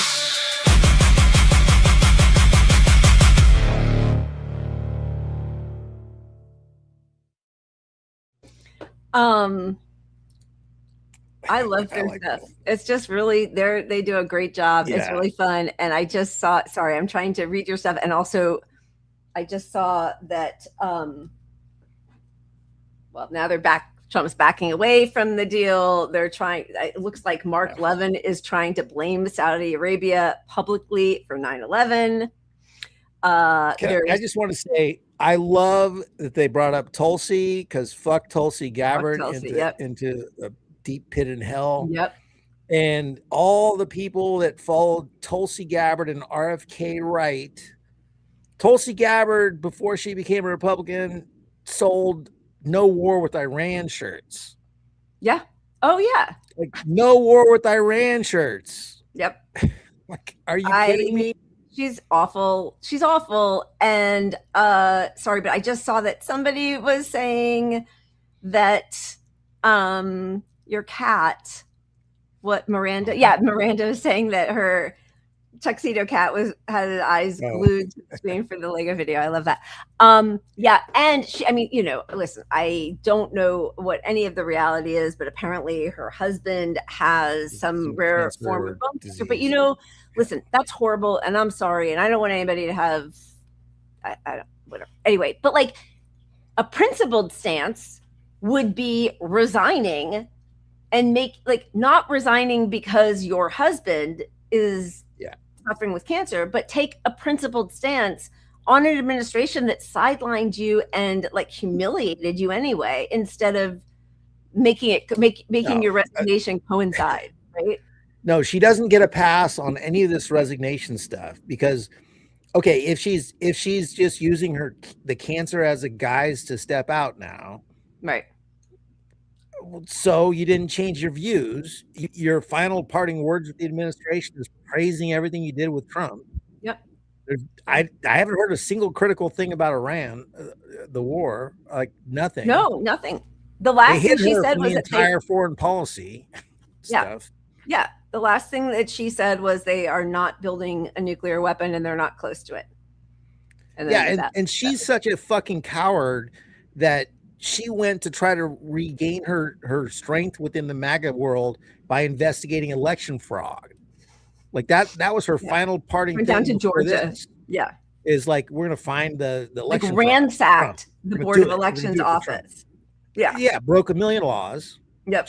She'll be in court over it sometime, but fuck her and fuck all of you people that thought she was good, because she was clearly not good. She did 3 years ago, probably. She did 3 good things. She left the DNC to support Bernie in 2016. She humiliated. Made a career out about that. Yes. Oh, humiliated. What'd you say? Yeah. I said made a career out of that one thing. Yes, Yeah. largely. Then humiliated Hillary Clinton on stage, calling her the queen of warmongers or something, and then also Kamala she just decimated Kamala, decimated her, which was excellent. But yeah, no, other than that, you can forget it. Thank you, Vendejo. I'm on record advising Tony to run on ban insider trading. Yeah, that's a very everything that's popular, people are running from, because like everybody knows how to win. We know what people want. We know what people desperately need. And thank you for your super chat. But those independent, moderate voters, all of that bullshit, it's really just, what do our corporate sponsors, donors want? And that's it. So, it's just, I don't even know what's going to happen with the Democratic platform, that autopsy coming out and changing no minds at all. Okay. So this I thought was really interesting. There were tons of different, first of all, testimonials on the Flotilla, and they're really so moving and powerful and horrific. And so, but we're not going to sit through all of them today. It's a lot of descriptions of being hit in the head, raped, sexually assaulted, held in stress positions, given dirty water that then leads to diarrhea, but there's no toilet paper, like just, one thing after another like this. I am surprised that it's now being covered after all of these years, but it is being covered. This was Huffington Post, but it was, I think it was a Reuters investigation that they're commenting on.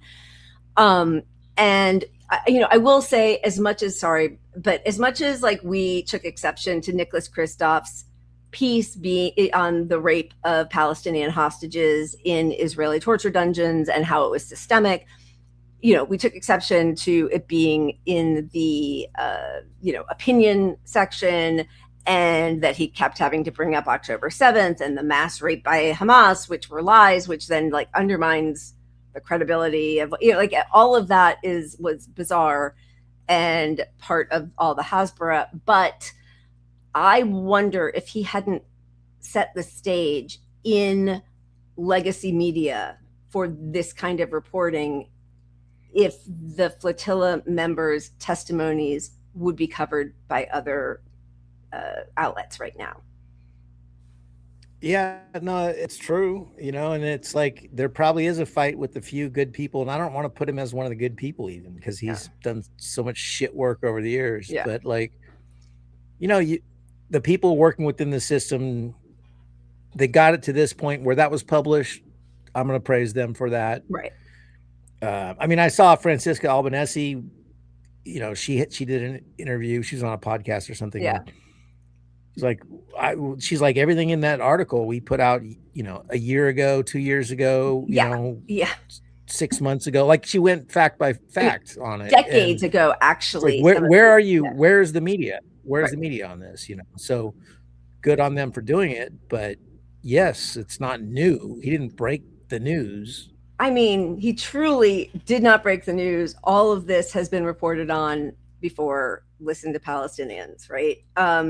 So anyway, this is at least 15 cases of sexual assaults, including rape, shot with rubber bullets at close range, tens of people's bones broken. Organizers of the Global Samud Flotilla posted on the Telegram social media app. While the world's eye is trained on the suffering of our participants, we cannot emphasize enough that this is a mere glimpse of the brutality Israel imposes daily on Palestinian hostages. Germany said some of its nationals had been injured and that some accusations were serious without giving further details. A legal source in Italy said prosecutors there were investigating possible crimes, including kidnapping and sexual assault.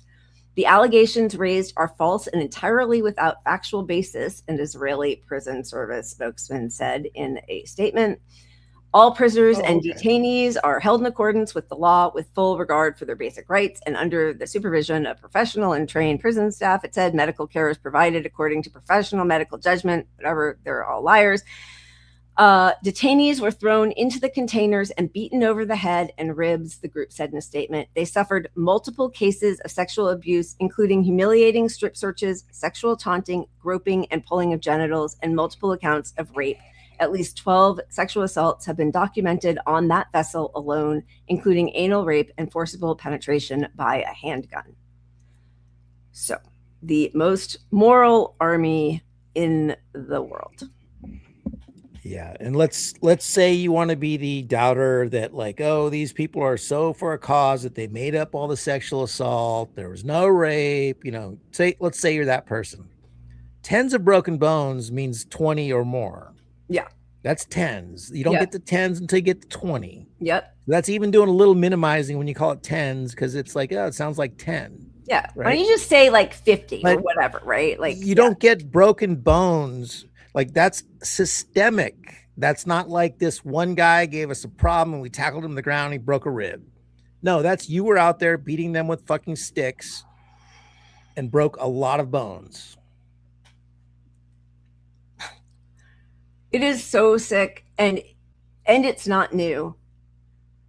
Because again, like even if it's just Western people that people care about, this has been happening on flotillas for 15 years now. It was in 2010 that they just massacred some of the activists who were on the flotillas. And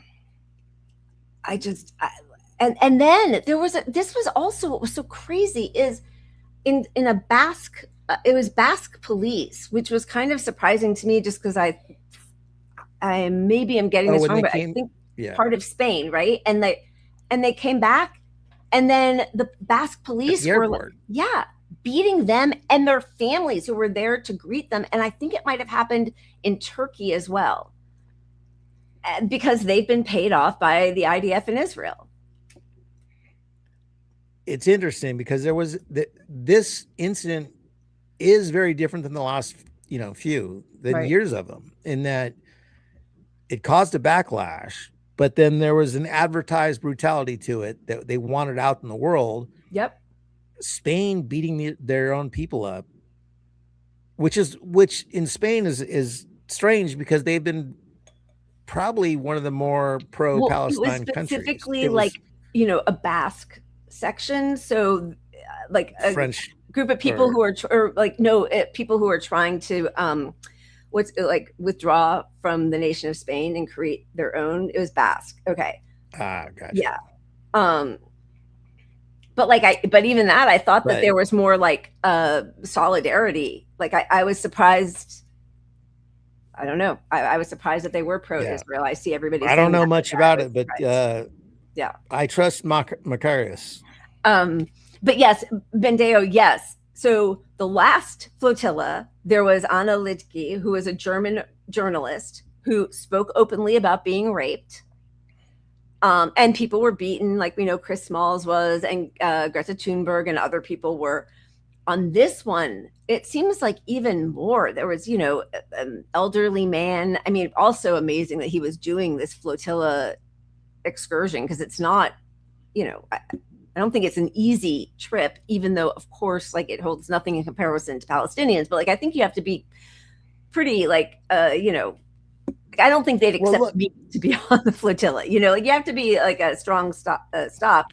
But just to be hunched over like they showed him with your head tucked in and your back curled for long periods of time, that's torture. That's torture. It's a stress position. Absolutely. And he's like, then they told me to take off my jacket. I put my head up 4 inches. When I did that, they smacked me on the head with their gun, and then they put a boot on the back of on the small of my back. Then they threw me into like a concrete platform. I didn't see it. Then they laughed. It happened again. There were potholes. But it was one testimony after another of people who were beaten in the head. A lot of people beaten in the head.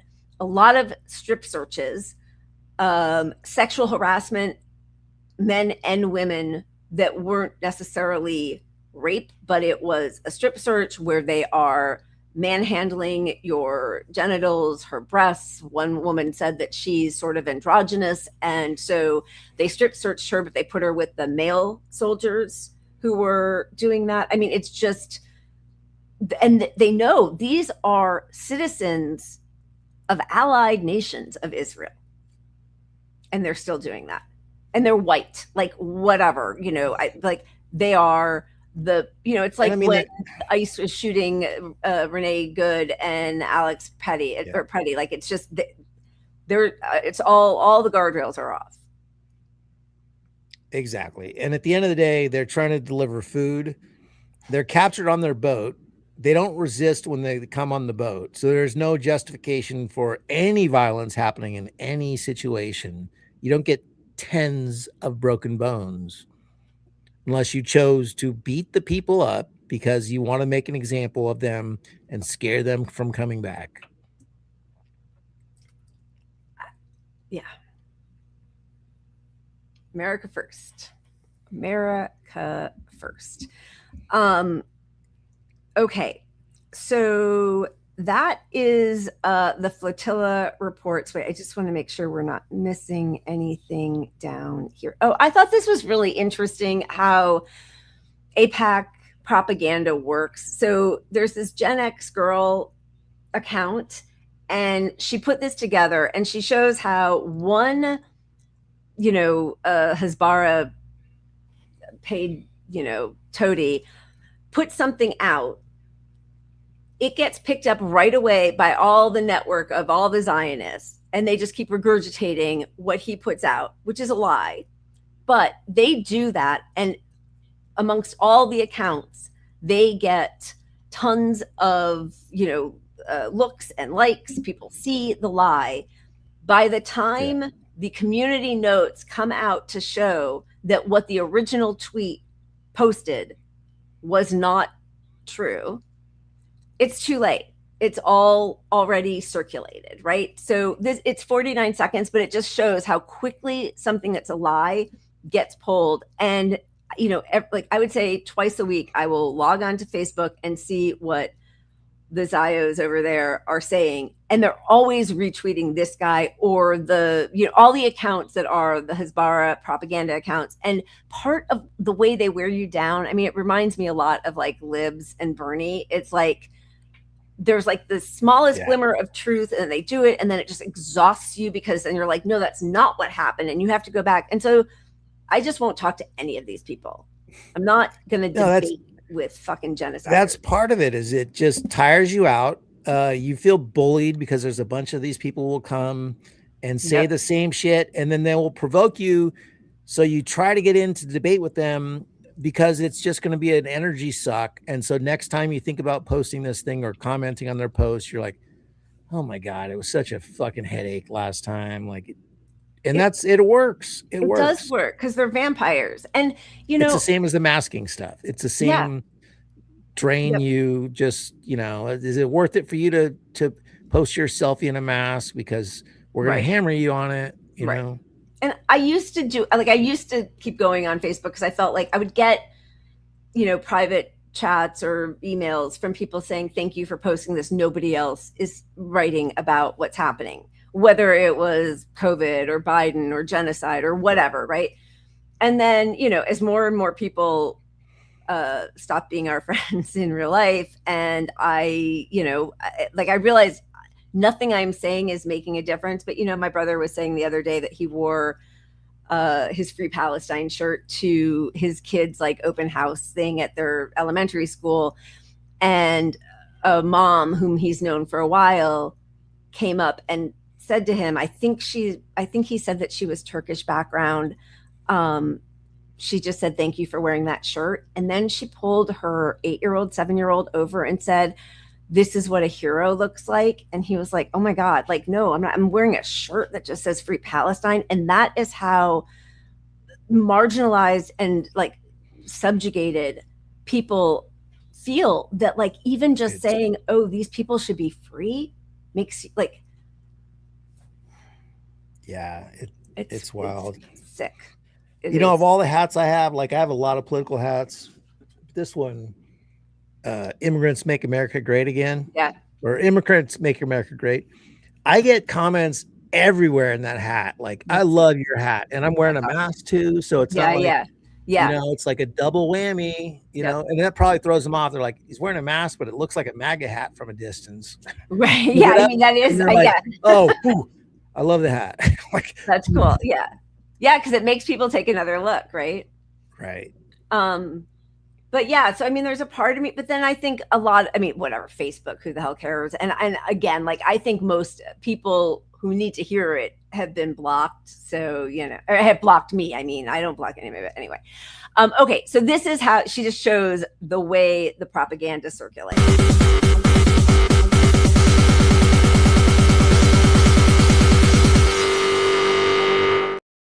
Sorry, I just want to tell you, Pat left. I just want to tell you really quickly because it goes very quickly. This is, I know, I'm sorry, but it goes really fast and I didn't set it up properly. This is because, and you know, it's so funny. My son who's in college, he's like, what, you know, my Zionist friends keep saying that AIPAC doesn't spend money on elections. And I'm like sending him article after article where AIPAC is saying like, we did it. We got rid of Cori Bush and Jamal Bowman, or we did it by Thomas Massey or whatever, right? They proudly talk about it, right? But then when the Zionists who are thrilled about taking down Cori Bush, Jamal Bowman, Thomas Massey, all that, when they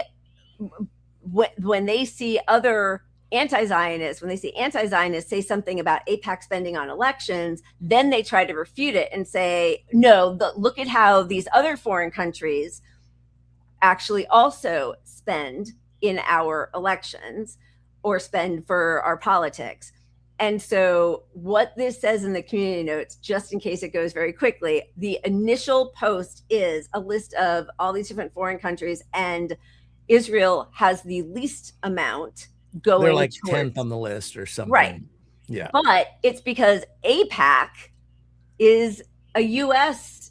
Lobbying group, even though obviously it has all these strong ties to Israel.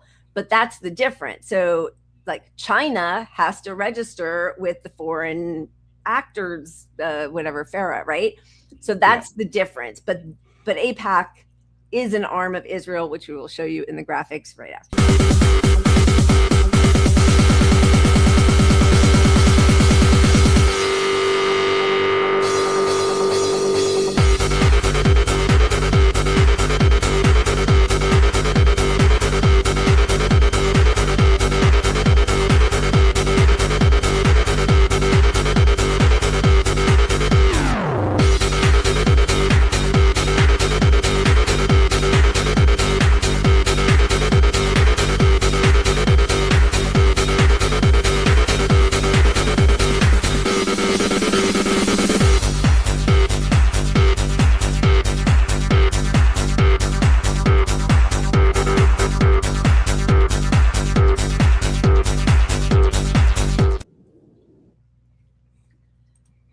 Okay, so those are foreign lobby donations. Different, not the main mechanism, right? Not the main mechanism of Israel influence our politicians. Exactly, because AIPAC gets away with. I mean, they should have to register as foreign lobbyists, and there is such a huge revolving door of people who worked in the IDF, worked especially in the 8200 unit of spies, who then come work in our, in our news media, who work for politicians, who like almost every single congressperson has an AIPAC minder who follows them around, tells them how to answer questions, handles them when they, make a mistake, right? I mean, imagine if we had in our government 50 people who had dual citizenship with China or dual citizenship with Russia or dual citizenship with Iran. Or served in their army. Right. Yeah. I don't know how that's allowed at all. I don't either. I mean, we know at this point it's just criminal as fuck, but like on the surface, you should be able to run against this and change the policy. But, we're beyond fixing because systemically your career is toast if you go near it. It's the third rail. Yeah, right. So like, look at like, so this is the other thing was this is the Wall Street Journal. After losing a primary election Tuesday night, Representative Thomas Massie peddled the oldest anti-Semitic trope in the book, that conniving Jews hold secret power. Really? Is it such a, like, this is AIPAC saying Ed Gallrain's victory in Kentucky, where he beat Thomas Massie, the most expensive primary ever in history. Yeah. And Clay Fuller's win in Georgia ensures two outspoken pro-Israel voices are positioned to fill seats previously held by outspoken detractors Thomas Massie and Marjorie Taylor Greene. Our community was proud to help pro-Israel candidates with these races. How'd they help? Do tell. And they're all going on, all these guys are going on victory tours about how they beat Massie because they want that message out to other Republicans. It's like, yeah, we spent all this money, we beat him, we own your government. We do. We're proud to do it because we got to stop anti-Semitism. But you say something anti-Israel and we got the money for you. We're gonna, and they're being cruel about it. They're like, we'll dig into your family. Oh, like all the shit. Like we're gonna dig up some dirt on your ass. I mean, they put out that video, the AI video, implying, not even implying, just like the AI video thing, where he's like having a threesome with AOC and Ilhan Omar, that like a lot of older people didn't know was AI and thought was possibly true. Like it looks like closed circuit footage from a hotel where he's checking in with these two women. It's completely dishonest, and yeah, they brag about it. So this was from Dawn Mina. You know, it's the Middle East and North Africa human rights organization founded by Jamal Khashoggi, and they put together how there is a network of networks, and you know, AIPAC is very clever in the way they manipulate everything. So AIPAC shapes U.S. foreign policy in the Middle East, but how does AIPAC wield such influence? Dawn Mina organization analyzed available data and mapped connections between AIPAC, the Israeli and U.S. government, and the broader pro-Israel ecosystem. The project is based on more than 3,000 LinkedIn connections and publicly available records. Here is what we found. Dawn's new research project maps what it calls AIPAC Network of Networks. Project visualizes institutions and professional ties between AIPAC. Okay, so governmental bodies. This graph shows extensive connections in the U.S. political parties, the number of LinkedIn people who were former AIPAC staff who are now working in politics, obviously very heavy in GOP, RJC, RNC, GOP state parties, but then, you know, DMFI, J Street, all of those for Democrats. This is talking about 66 former AIPAC staffers currently work in the U.S. government, Congress, to the White House, various branches of the military.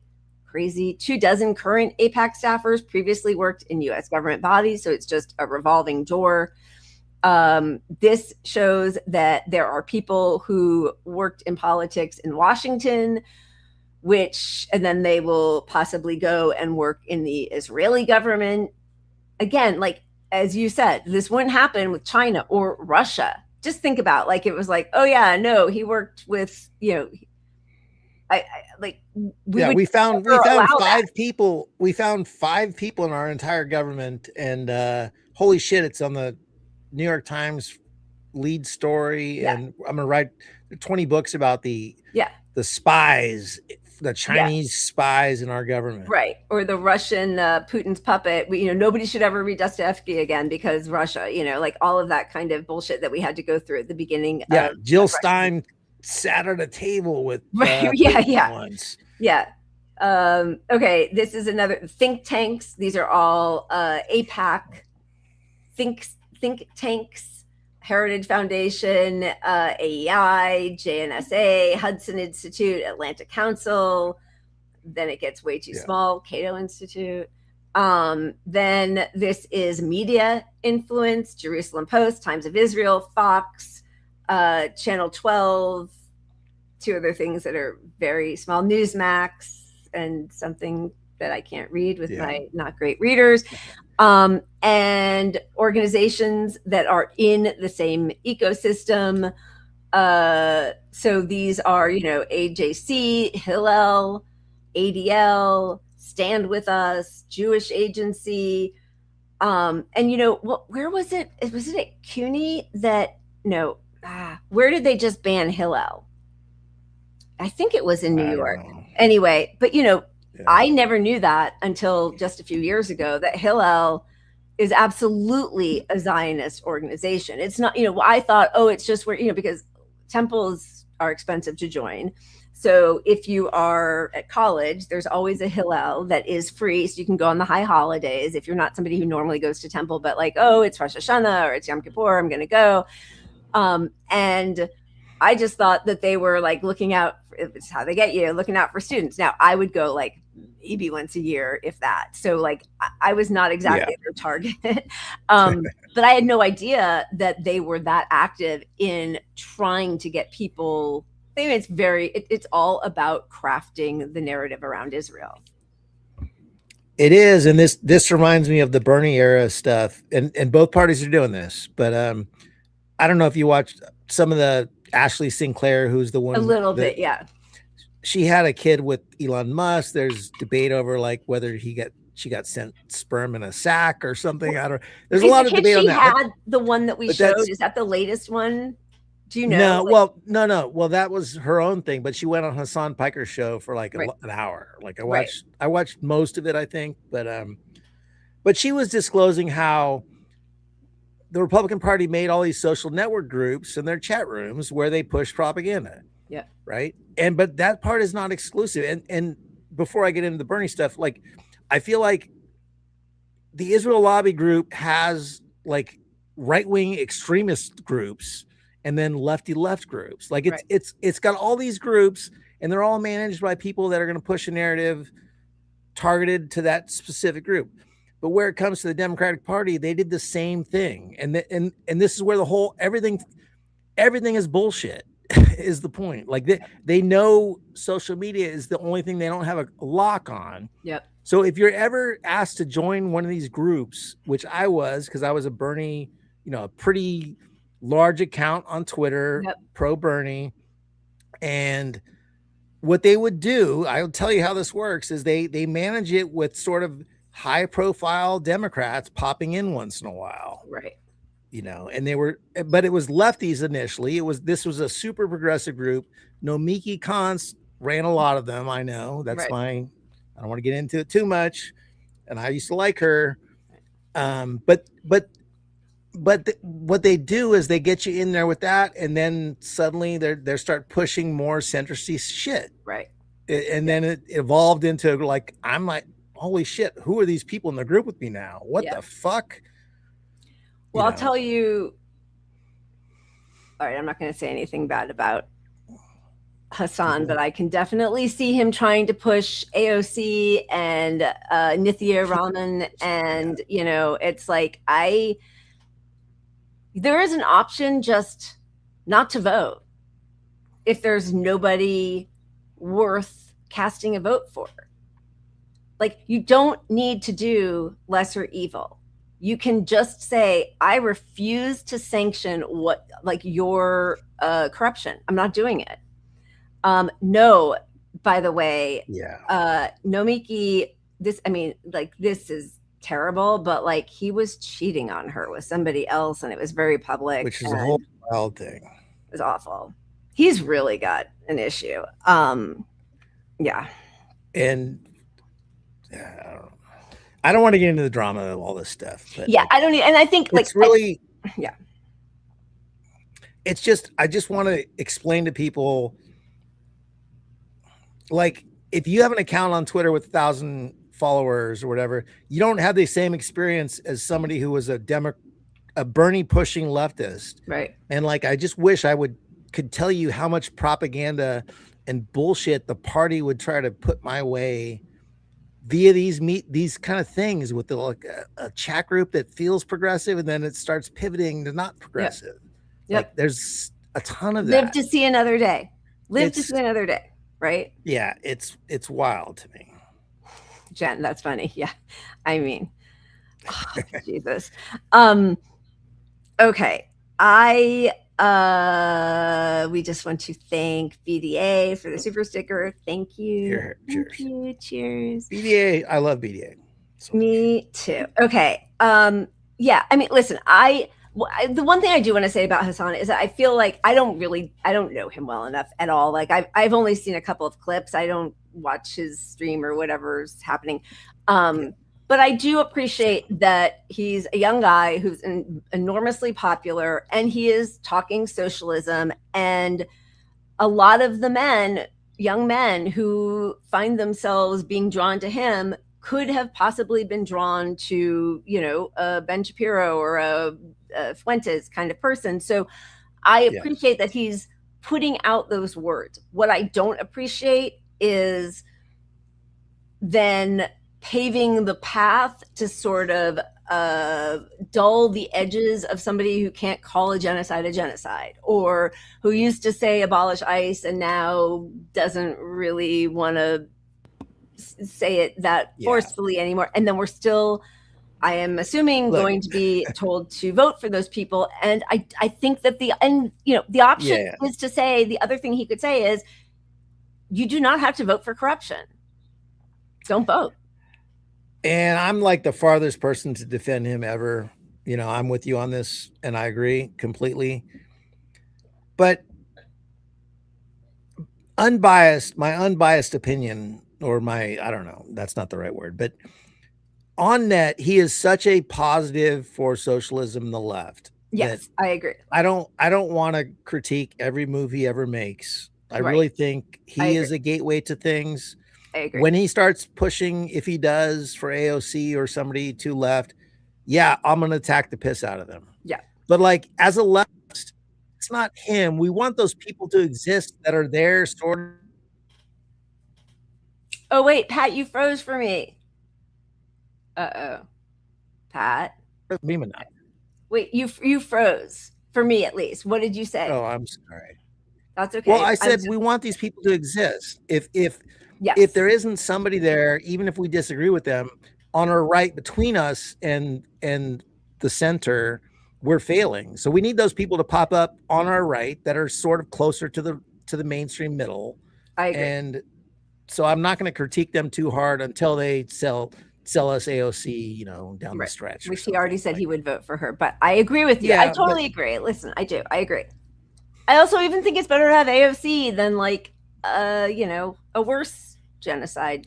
I mean, I could vote for AOC eventually. I'm not saying not to or to do it, but I think most of the time we're better off not voting for these people. But in California, I may end up voting for Steyer. I'm not saying I will or won't, but it affects me here. I'm not going to lobby what people should do necessarily, but and that's a billionaire. Like, that's so against what I want to support. I fucking hate it to my core. It would be the dirtiest vote I ever made in my life, probably.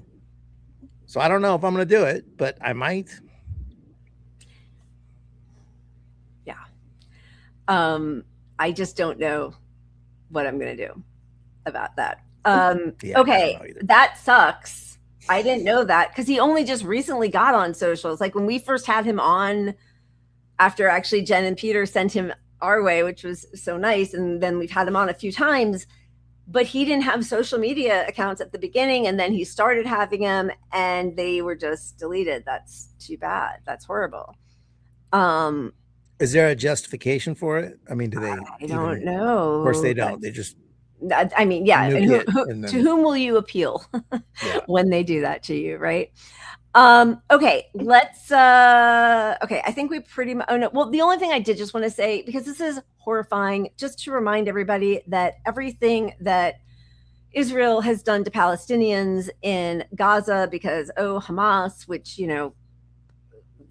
Hamas isn't even in the West Bank, but I have nothing against Hamas fighting for the liberation of Palestinians. So, do not condemn, but they are now turning towards Lebanon, doing the exact same thing. And this was in Haaretz, which, tends to do more honest reporting than any Western journal. The village we were operating in belonged to wealthy people, full of villas with pools, luxury cars, jewelry. Almost every house had valuables. Once we realized that the area was clear, the real mission would begin to find valuable stuff. And this is Nazi shit, right? Looting from the people whose homes you are stealing and the people you've slaughtered. And it goes on. Once you can go on TV and be a celebrity in your country for fucking having a dog rape somebody, stealing and raping yourself, is nothing. That's being the rapist yourself. Yes. Yeah. Even the hand soap at the outpost came from Lebanon. At any given time, you could see soldiers walking around the village with civilian stuff on them. It felt like the main mission. I mean, yes, it is. You're stealing other people's stuff. That's exactly what you're doing.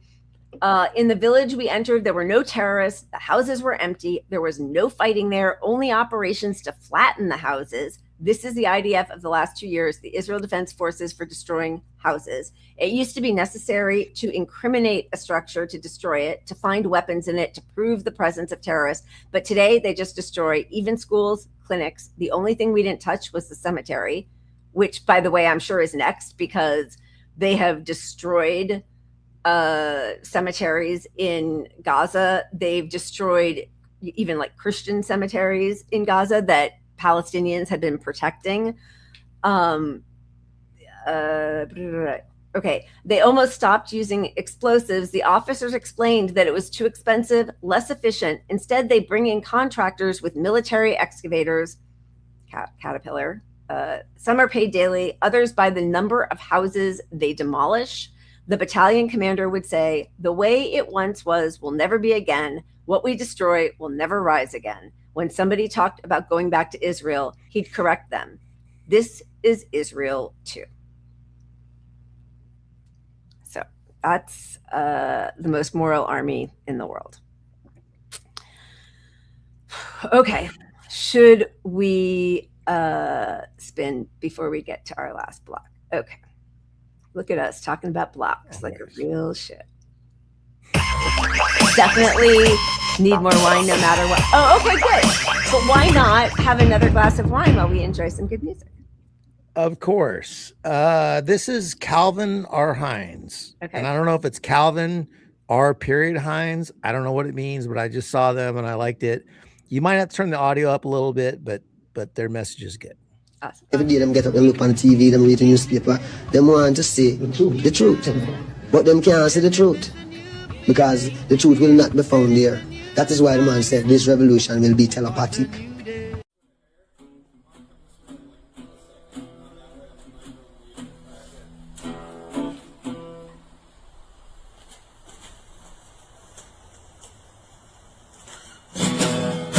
We got a lot of hungry children in one nation under God. So put your money where their mouth is. If you want something to spend it on, but either race you think you're winning, it doesn't end up at the top. Don't be the man who's so clever.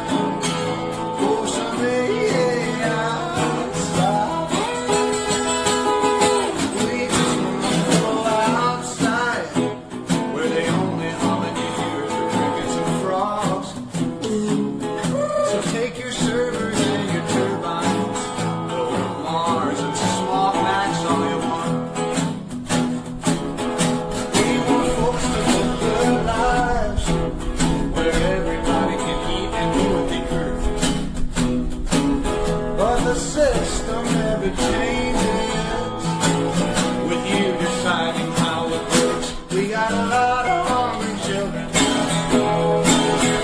in one nation under God. So put your money where their mouth is. If you want something to spend it on, but in the race you think you're winning, it doesn't end up at the top.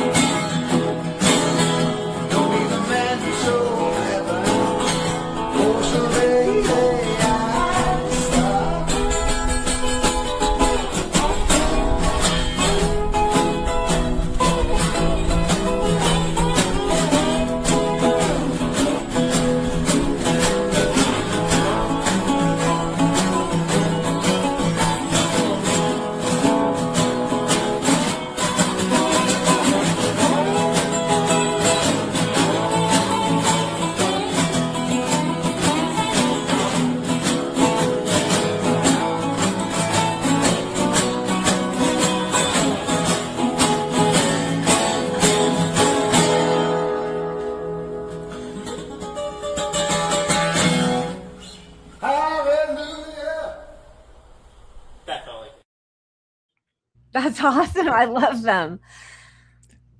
Yeah, I mean, just a bunch of kids playing some old blues that goes back fucking almost 100 years. You know, it's just, yeah, that's great. It's like talent. You know, I just miss it, and them in just some underpass, waterway, whatever the fuck it is. Yeah. You know, I don't know. That's just so much. Real. It means so much more to me than like the bullshit. Like, yeah, there was a. Makes me want. Sorry. No, go ahead. No, it makes me want. I used to play guitar, and I want to buy a guitar again, and just. You should. I'm so talentless, though, but like I do matter. love just. I love singing. Real shit, and I'm really bad at it, but like you got to find the parts that give you joy. Yeah, that was awesome. There was a great video. Yeah, he wasn't playing something that was sort of like revolutionary, but it was so cool. It was just a guy in a subway sitting and playing his cello, and it was like, how cool is that? Just sharing part of your soul with people as they're going in and out of the subway. I don't know, I just love it. Yeah, to me there's nothing more honest than an amazing musician on the street. Yeah, like give me money, I just gave you something. Yep. Pay those people. Yeah. Yep. Yes. Okay, so AI, everybody hates it. Everybody hates it. And town hall after town hall, they're trying to shut down data centers all over the place. Everybody knows that they, if they work at the projected way that the creators want AI to work, that means none of us will have a job and there's no social contract. We will all be completely impoverished, even more than these billionaires have already made it their business to, make us all destitute. But right now it does seem like it's quite a bubble. They are all paying each other. It's like a big, it's not even a Ponzi scheme because it's like horizontal, and which is why the bubble is going to be there, right? Like it's costing billions of dollars, and the compute that they do is different from the compute that like a rando who pays $20 a month to OpenAI does, right? Like that's like, oh, take a look at my paper. I guess I don't use any of these things, but take a look at my paper, or asking it a question, or put together a recipe with these 10 ingredients I have. What they are doing is a much bigger, it's military, but it's also, circle jerk. Thank you, Jen. It's a much, they're doing much more compute. It takes a lot more money, and it is expensive. It is so expensive that Microsoft has now banned their own employees from using Claude because it's too expensive. So they pushed their employees. It was like a contest. Like you wanted to be the person who is using it the most to show how great it is. And now they're banning them from using Claude. Number one. Well, it's costing them, the fuck ups cost $1 million. Like every fuck up. And there's the checks on your fuck ups. It's AI. It's delusional AI. Can you imagine delusional AI implementing something that just makes your whole system fucking fall apart? And then you ask AI to fix it, and it's like, what problem? Or it's so it's not worth it. Even if it did work well, I think it's horrific what we're all doing to our brains, how they're trying to replace us. And it's very clear that that's the whole point. But also, they keep messing up. Starbucks just ended their AI inventory system because it kept messing up the names and the numbers of the products.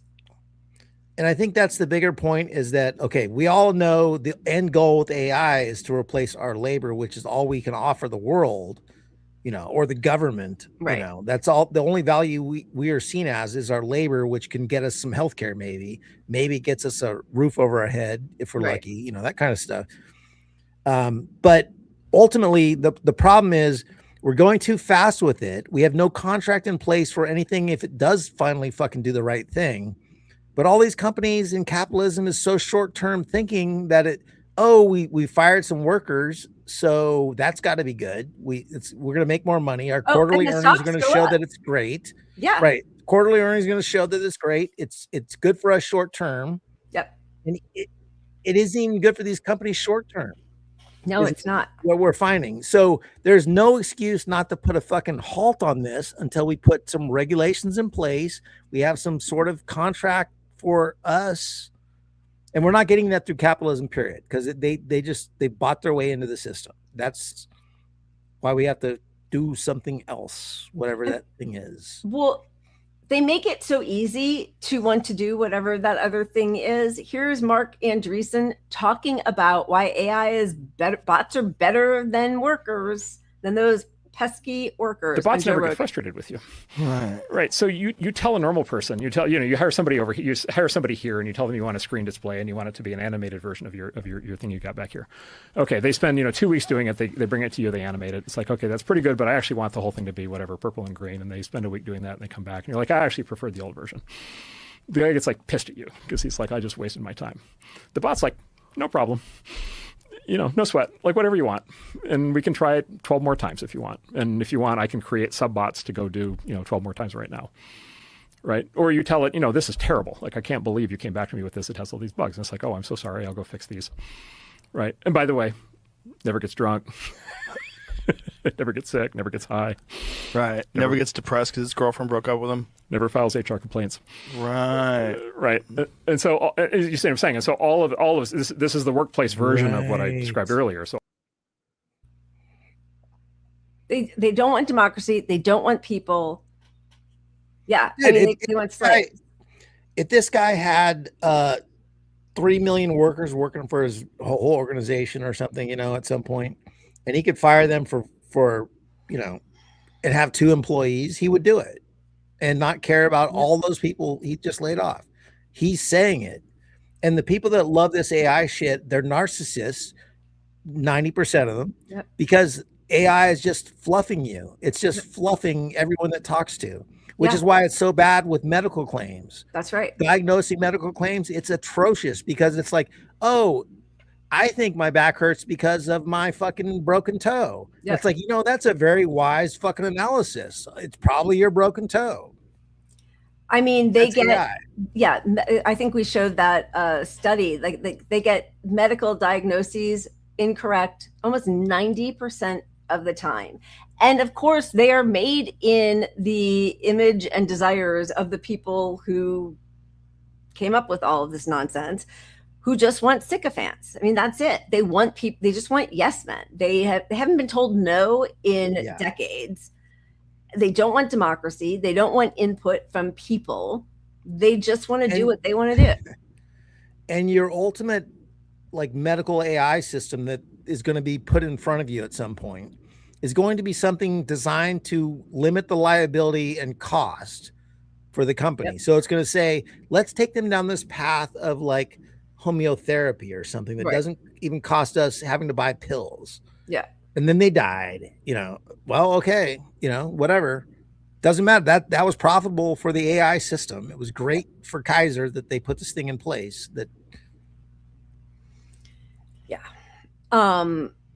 So this was really interesting. In Texas, a woman was arrested for posting about the polluted water that she now has in her home because of an AI data center. Do you ever expect something like that Facebook post could get you arrested? Not at all. A Facebook post made by Jennifer Combs, a wife, mother, and citizen journalist, led to her arrest by Trinidad Police Department on May 8th. Did you have to spend the night in jail? I did. What was that like? Horrifying. Absolutely horrifying. And you've never even had a speeding ticket? I have not ever had a speeding ticket. It was one of the most probably humiliating things I've ever went through in my entire life. It was very, very bad. So what was the Facebook post about? the city's water supply. The best way I could describe it is it looks like the Trinity River is flowing from their water taps. The post from her page Southern Bell Watch reads, in part, "We have received reports that some citizens have been hospitalized due to bacteria in the water. This is a serious public health concern that deserves immediate attention. If your water looks discolored, contains sediment, has a strong odor, or you have experienced related health issues, please send us a message. We are gathering information and reporting findings to the state." The police chief had screenshotted it and posted it on the Trinidad Police Department page. The April 6th post by Trinidad Police calls what Combs wrote false information that creates fear, panic, or unnecessary emergency response within a community, eventually charging Combs with felony false alarm or report. I feel like this is an extreme stretch. So here inside Trinidad City Hall, the water looks clean, but some say it's a fluid situation depending on where you're at and when. How would you describe the city's water situation right now? The city's water situation is a struggle, without question. Trinidad Mayor Dennis Hawes does not dispute that they have water issues. A lot of this stuff is original pipes that were put in here in Trinidad in the 50s, probably. We have to get to a position where we can fix that infrastructure, and it's very expensive, as I'm sure you can imagine. On Wednesday, the Texas Commission on Environmental Quality confirmed to Fox 4 that it received a complaint regarding the water quality and an investigation is ongoing. It's unclear whether anyone has gotten sick from the water. I've seen some Facebook posts where people have said they have gotten sick, but to me personally, I haven't heard anything. In a post on May 10th, Trinidad Police Chief Charles Gregory doubled down on his decision to arrest Combs, calling the case cut and dry. He says claims citizens were hospitalized due to bacteria in the water are simply false and have only caused unnecessary fear and confusion in our community. I really haven't seen anything like this before, David. SMU constitutional law professor Dale Carpenter questions if a crime was committed and believes Combs' First Amendment rights may have been violated, even if it turns out Combs. I mean, so Flint, Michigan was a test bubble. 10 years later, they still have polluted water. It's all over the country. I mean, I think nobody's done better consistent reporting on that than Jordan Sheridan and Status Quo. Right now, I showed you right before we came on there. So not only is there a chemical tank in Garden Grove, which is like an hour south of LA in Orange County, that has some kind of crack in it. They are waiting for it to explode or catch on fire. There is also in South just for fire. People. Yeah, go ahead. Well, no, I just want to clarify for people watching. That's near Lila. So there's this it's smoking. Crazy. It's like pollutant, just constantly putting out like a fire. You know those firecrackers that just poop out the poop things forever. Yeah, it's doing that with smoke, not far from her. And this is in California, the richest country, like the fourth largest now. Yep. And it's just like, like, where's the regulation? Gavin Newsom lets them get away with everything, all of our wildfires, right? Like PG&E. Yeah, so that's not being handled here near Hollywood, California. Right. Yep. Right? So that's not being handled here in California, fourth largest economy in the world. And you think that this water situation here is going to... No, you're getting arrested because you reported the water situation. That's where we're at now with our power in this system. Looking at a cup of brown water, thanks Obama, and saying, but nobody's gotten sick off of it yet. And, I remember when one of my older son's coaches, he was working in, water plants and stuff. He was like chemical engineer. And he said, don't drink any LA tap water. We are supposed to be a first world nation. I have not drunk water from the tap in decades. That's horrible. So instead, everything has to be purified. Nestle buys up public water, but buys it, privatizes it, puts it in their plastic bottles, and then, sends that off. So everybody's drinking out of forever plastics. But yeah, so that there's two things right near us that are exploding. So one is a chemical tank that's about an hour away. One is just south of Compton, which is the fire that I sent you. It's an industrial fire. There's the Flint, Michigan. They talk about, there's Jacksonville. I mean, there's all over our country. The pipes, it is too expensive to replace the pipes. How expensive is it? I don't know. We're all going to get cancer and die. Like, that is where we are right now because it's too expensive to invest in our infrastructure. So that woman gets arrested for reporting the truth. And the thing that's so crazy. Who knows what happens with it, but like, she's going to get rich off the clear violation of your First Amendment rights. Like that part, she's going to make a bunch of money, I hope. But that doesn't fix the water issue, as we've seen in Flint, because it's going to cost a fuck ton of money. Yep. But the first thing you need to do is be honest about it and tell the public where you're at with it, and not silence the person that's bringing it up, because that's a whistleblower protection. She's so within her rights to do everything she did. But then you need to point out we are the fourth biggest economy in the world. And our country's choices, what they do with our money, we could have ended homelessness for just as long as this Iran conflict has gone on. Ended it. We could have bought housing for everybody. It's cheaper to pay for housing than it is to pay for all these programs that don't treat housing, because there's so much grift in the whole system. Yep. So we aren't mad enough. We aren't mad enough. Is my constant If you give people housing, you can't criminalize their homelessness and then get them to work for free to get out of jail in your slave camps. Yeah. Yeah. Yes. And also, if you're gonna look, you should be lucky you're getting water at all, because the data centers really fucking need the clean water. They need cleaner water than they're willing to give humans. That is the truth. They need purified, like pristine water for their coolant system. And just like at the places, the Amazon warehouses where they use robots instead of people to do all the like pulling down the different products to place in boxes and everything, those robots need air conditioning. So for decades now, we've heard that Amazon warehouses could get up to over 110 degrees. People would pass out in warehouses that was not air conditioned. But with the robots, that they'll get air now we can do it. Yeah, I mean, imagine a data center gets that brown water. How quickly is that problem fixed? Oh, it's an investment. Their business is money. It's not human. It's money.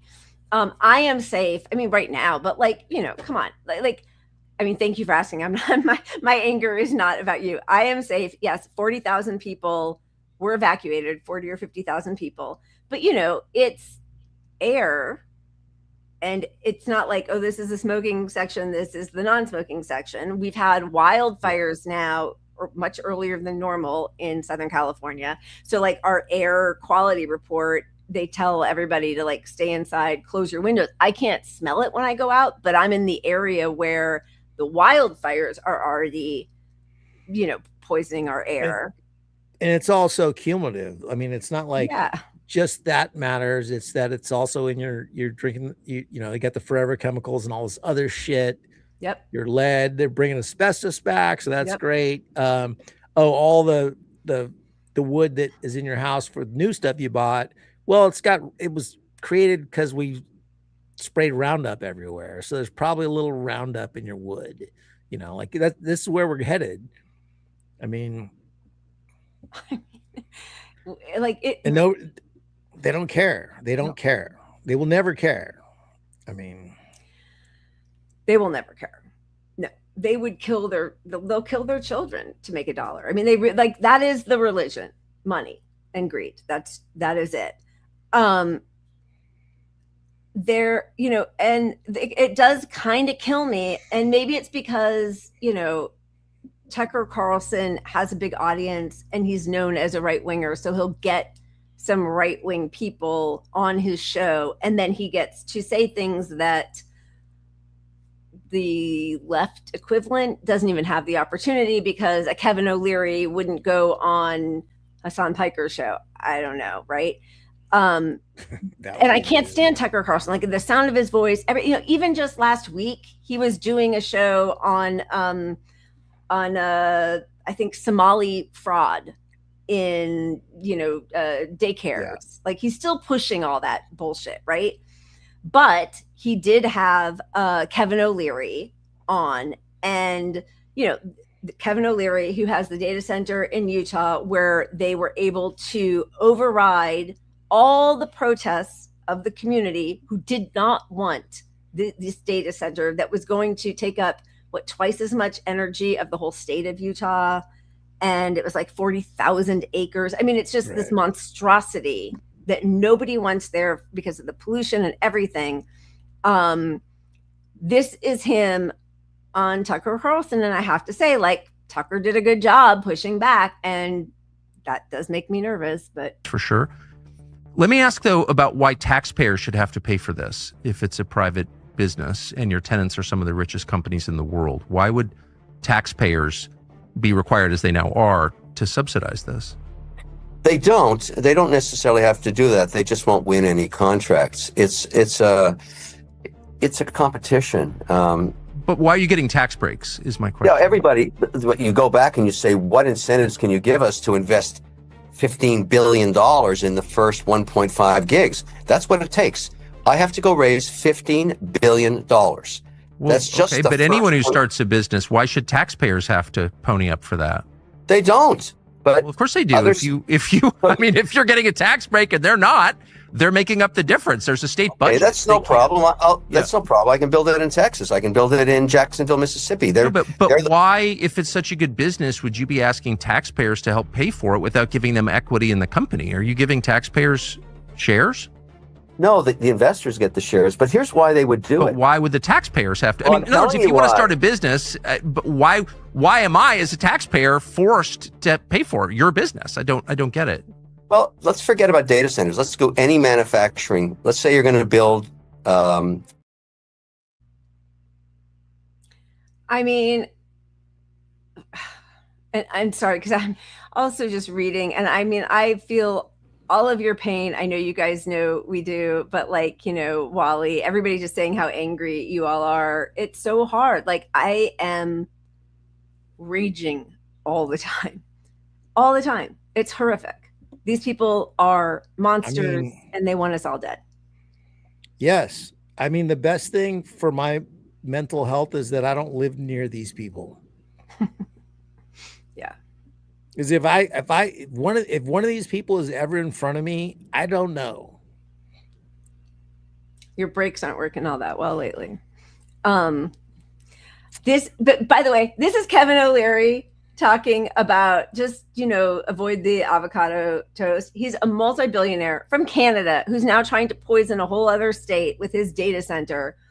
Can't stand it when I see kids that are making $70,000 a year spending $28 for lunch. I mean, that's just stupid. It's just, think about that in the context of that being put into an index and making 8 to 10% a year for the next 50 years. Can I just tell you? Tell me. If I went to Taco Bell, it would take $28 to fill me up these days. Oh, yeah. So he's kind of saying like, just you should not even be eating. Yep. But he doesn't get it. He doesn't get that, like, that's what food costs these days. Like lunch is $20 anywhere. Yep. A sandwich is $20. Yep. And the fast food industry is the most exploitive ever. Like a hamburger during the pandemic used to be $5, is now like $12 for a hamburger. Are you a fast food fucking hamburger? Chipotle, and that's just yeah. That's simply the convenience of it, because you can still go to a decent restaurant around you locally and get the same hamburger for the same price. Yeah. But it's just our fast culture that people are going to go through the drive-thru at McDonald's and buy a fucking $8 Big Mac or some bullshit. Well, because also people are working so many more hours a week than they ever used to. So you kind of need to, like, you're not sitting down. And if you do treat yourself to a lunch, then he's like, oh, see, that's why you'll never get a home. I mean, yeah, and he's talking about $70,000 people. What about the normal, like, okay, so a kid who just got out of college, who's got $150,000 in debt, he doesn't even have a job probably, but let's say he has his first job, it's at $38,000 or something. His rent is $1,500 for his 1-bedroom apartment. Yeah. And his lunch is $20 still, even if he's doing your responsible, not $28. Yep.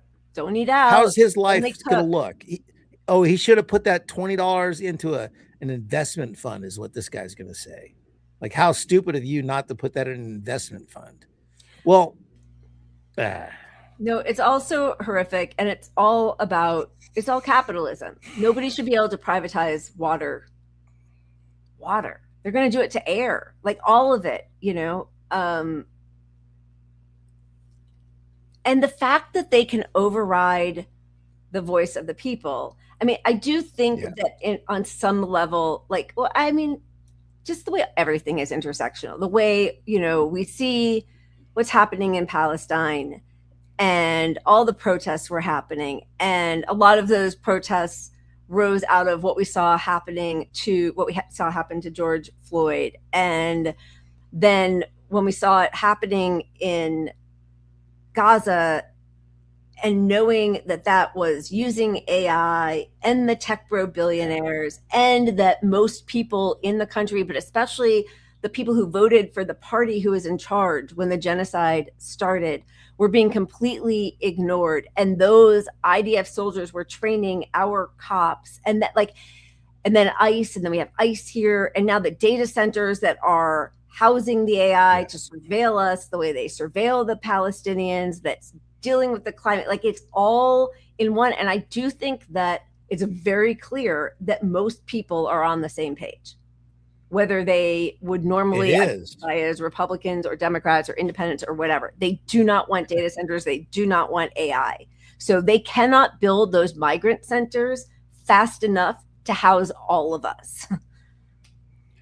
And that's where the hope is that we're all so mad, and it's all so obvious now that we do something. But RT in the chat said something about, they're criminalizing growing food or something like that. I saw that too. Yeah. So, but that's what's happening. They're trying to, their leverages of control are going away, right? We're going to be mad. So food, your own solar, they're trying to regulate the piss out of solar right now. In a lot of places, you can still buy a solar thing that you can plug back into your wall and get power. But all that's going to be illegal because, if you can provide your own energy and grow your own food, and you have some sort of, she was talking about water sources, filtering your own water. But if you can do all that stuff on your own, you don't need the government. You can be more disruptive, kind of right? So they don't want us to have networks of healthcare with doctors and people that want to work with us. That's right. But those are the things we need to set up. If it's at all possible now, this is our last chance to do it, because they're coming harder every day for all that stuff, is my point. 100%. And they have drones going over people's private gardens. I will say that one thing that I thought was interesting recently was during the beginning of the COVID pandemic, there were home kitchens that were given more leeway. There is still some oversight by, the food inspector people, but there are more and more sort of small home kitchens opening up to the public, which is really amazing. I'm surprised that they're allowing that to happen at the same time they're trying to criminalize people from buying their own food.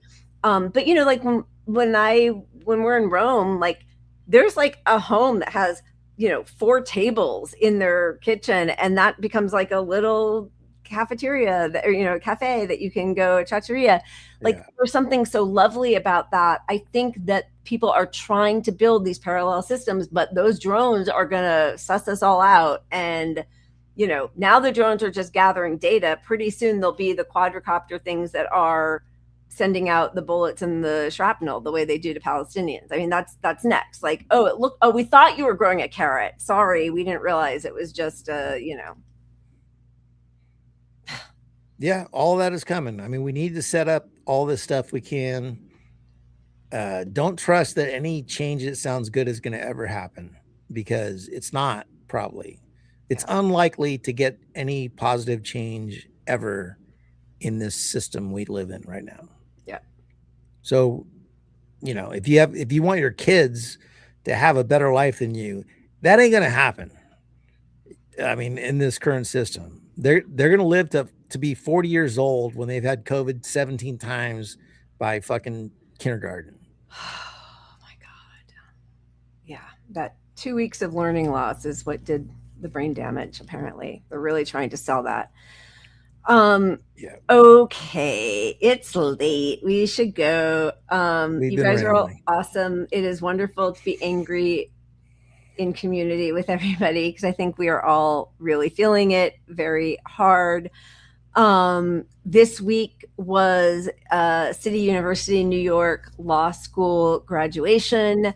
And, once again, the kids are all right. So cheers to them. Cheers to all of you. We will see you Wednesday. Oh, and Wednesday we are going to be guesting on Lee Camp's show at 12:30 Pacific, 3:30 Eastern, before our regularly scheduled show. So there will be lots of Lila and Pat on Wednesday. Too much for most people. Too much is I love Lee. I'm stoked to be on him. Yeah. I mean, he was here a couple weeks ago, but that's great. Yeah, it's great. All right, guys. Thank you. Cheers. Keep punching up. See you then.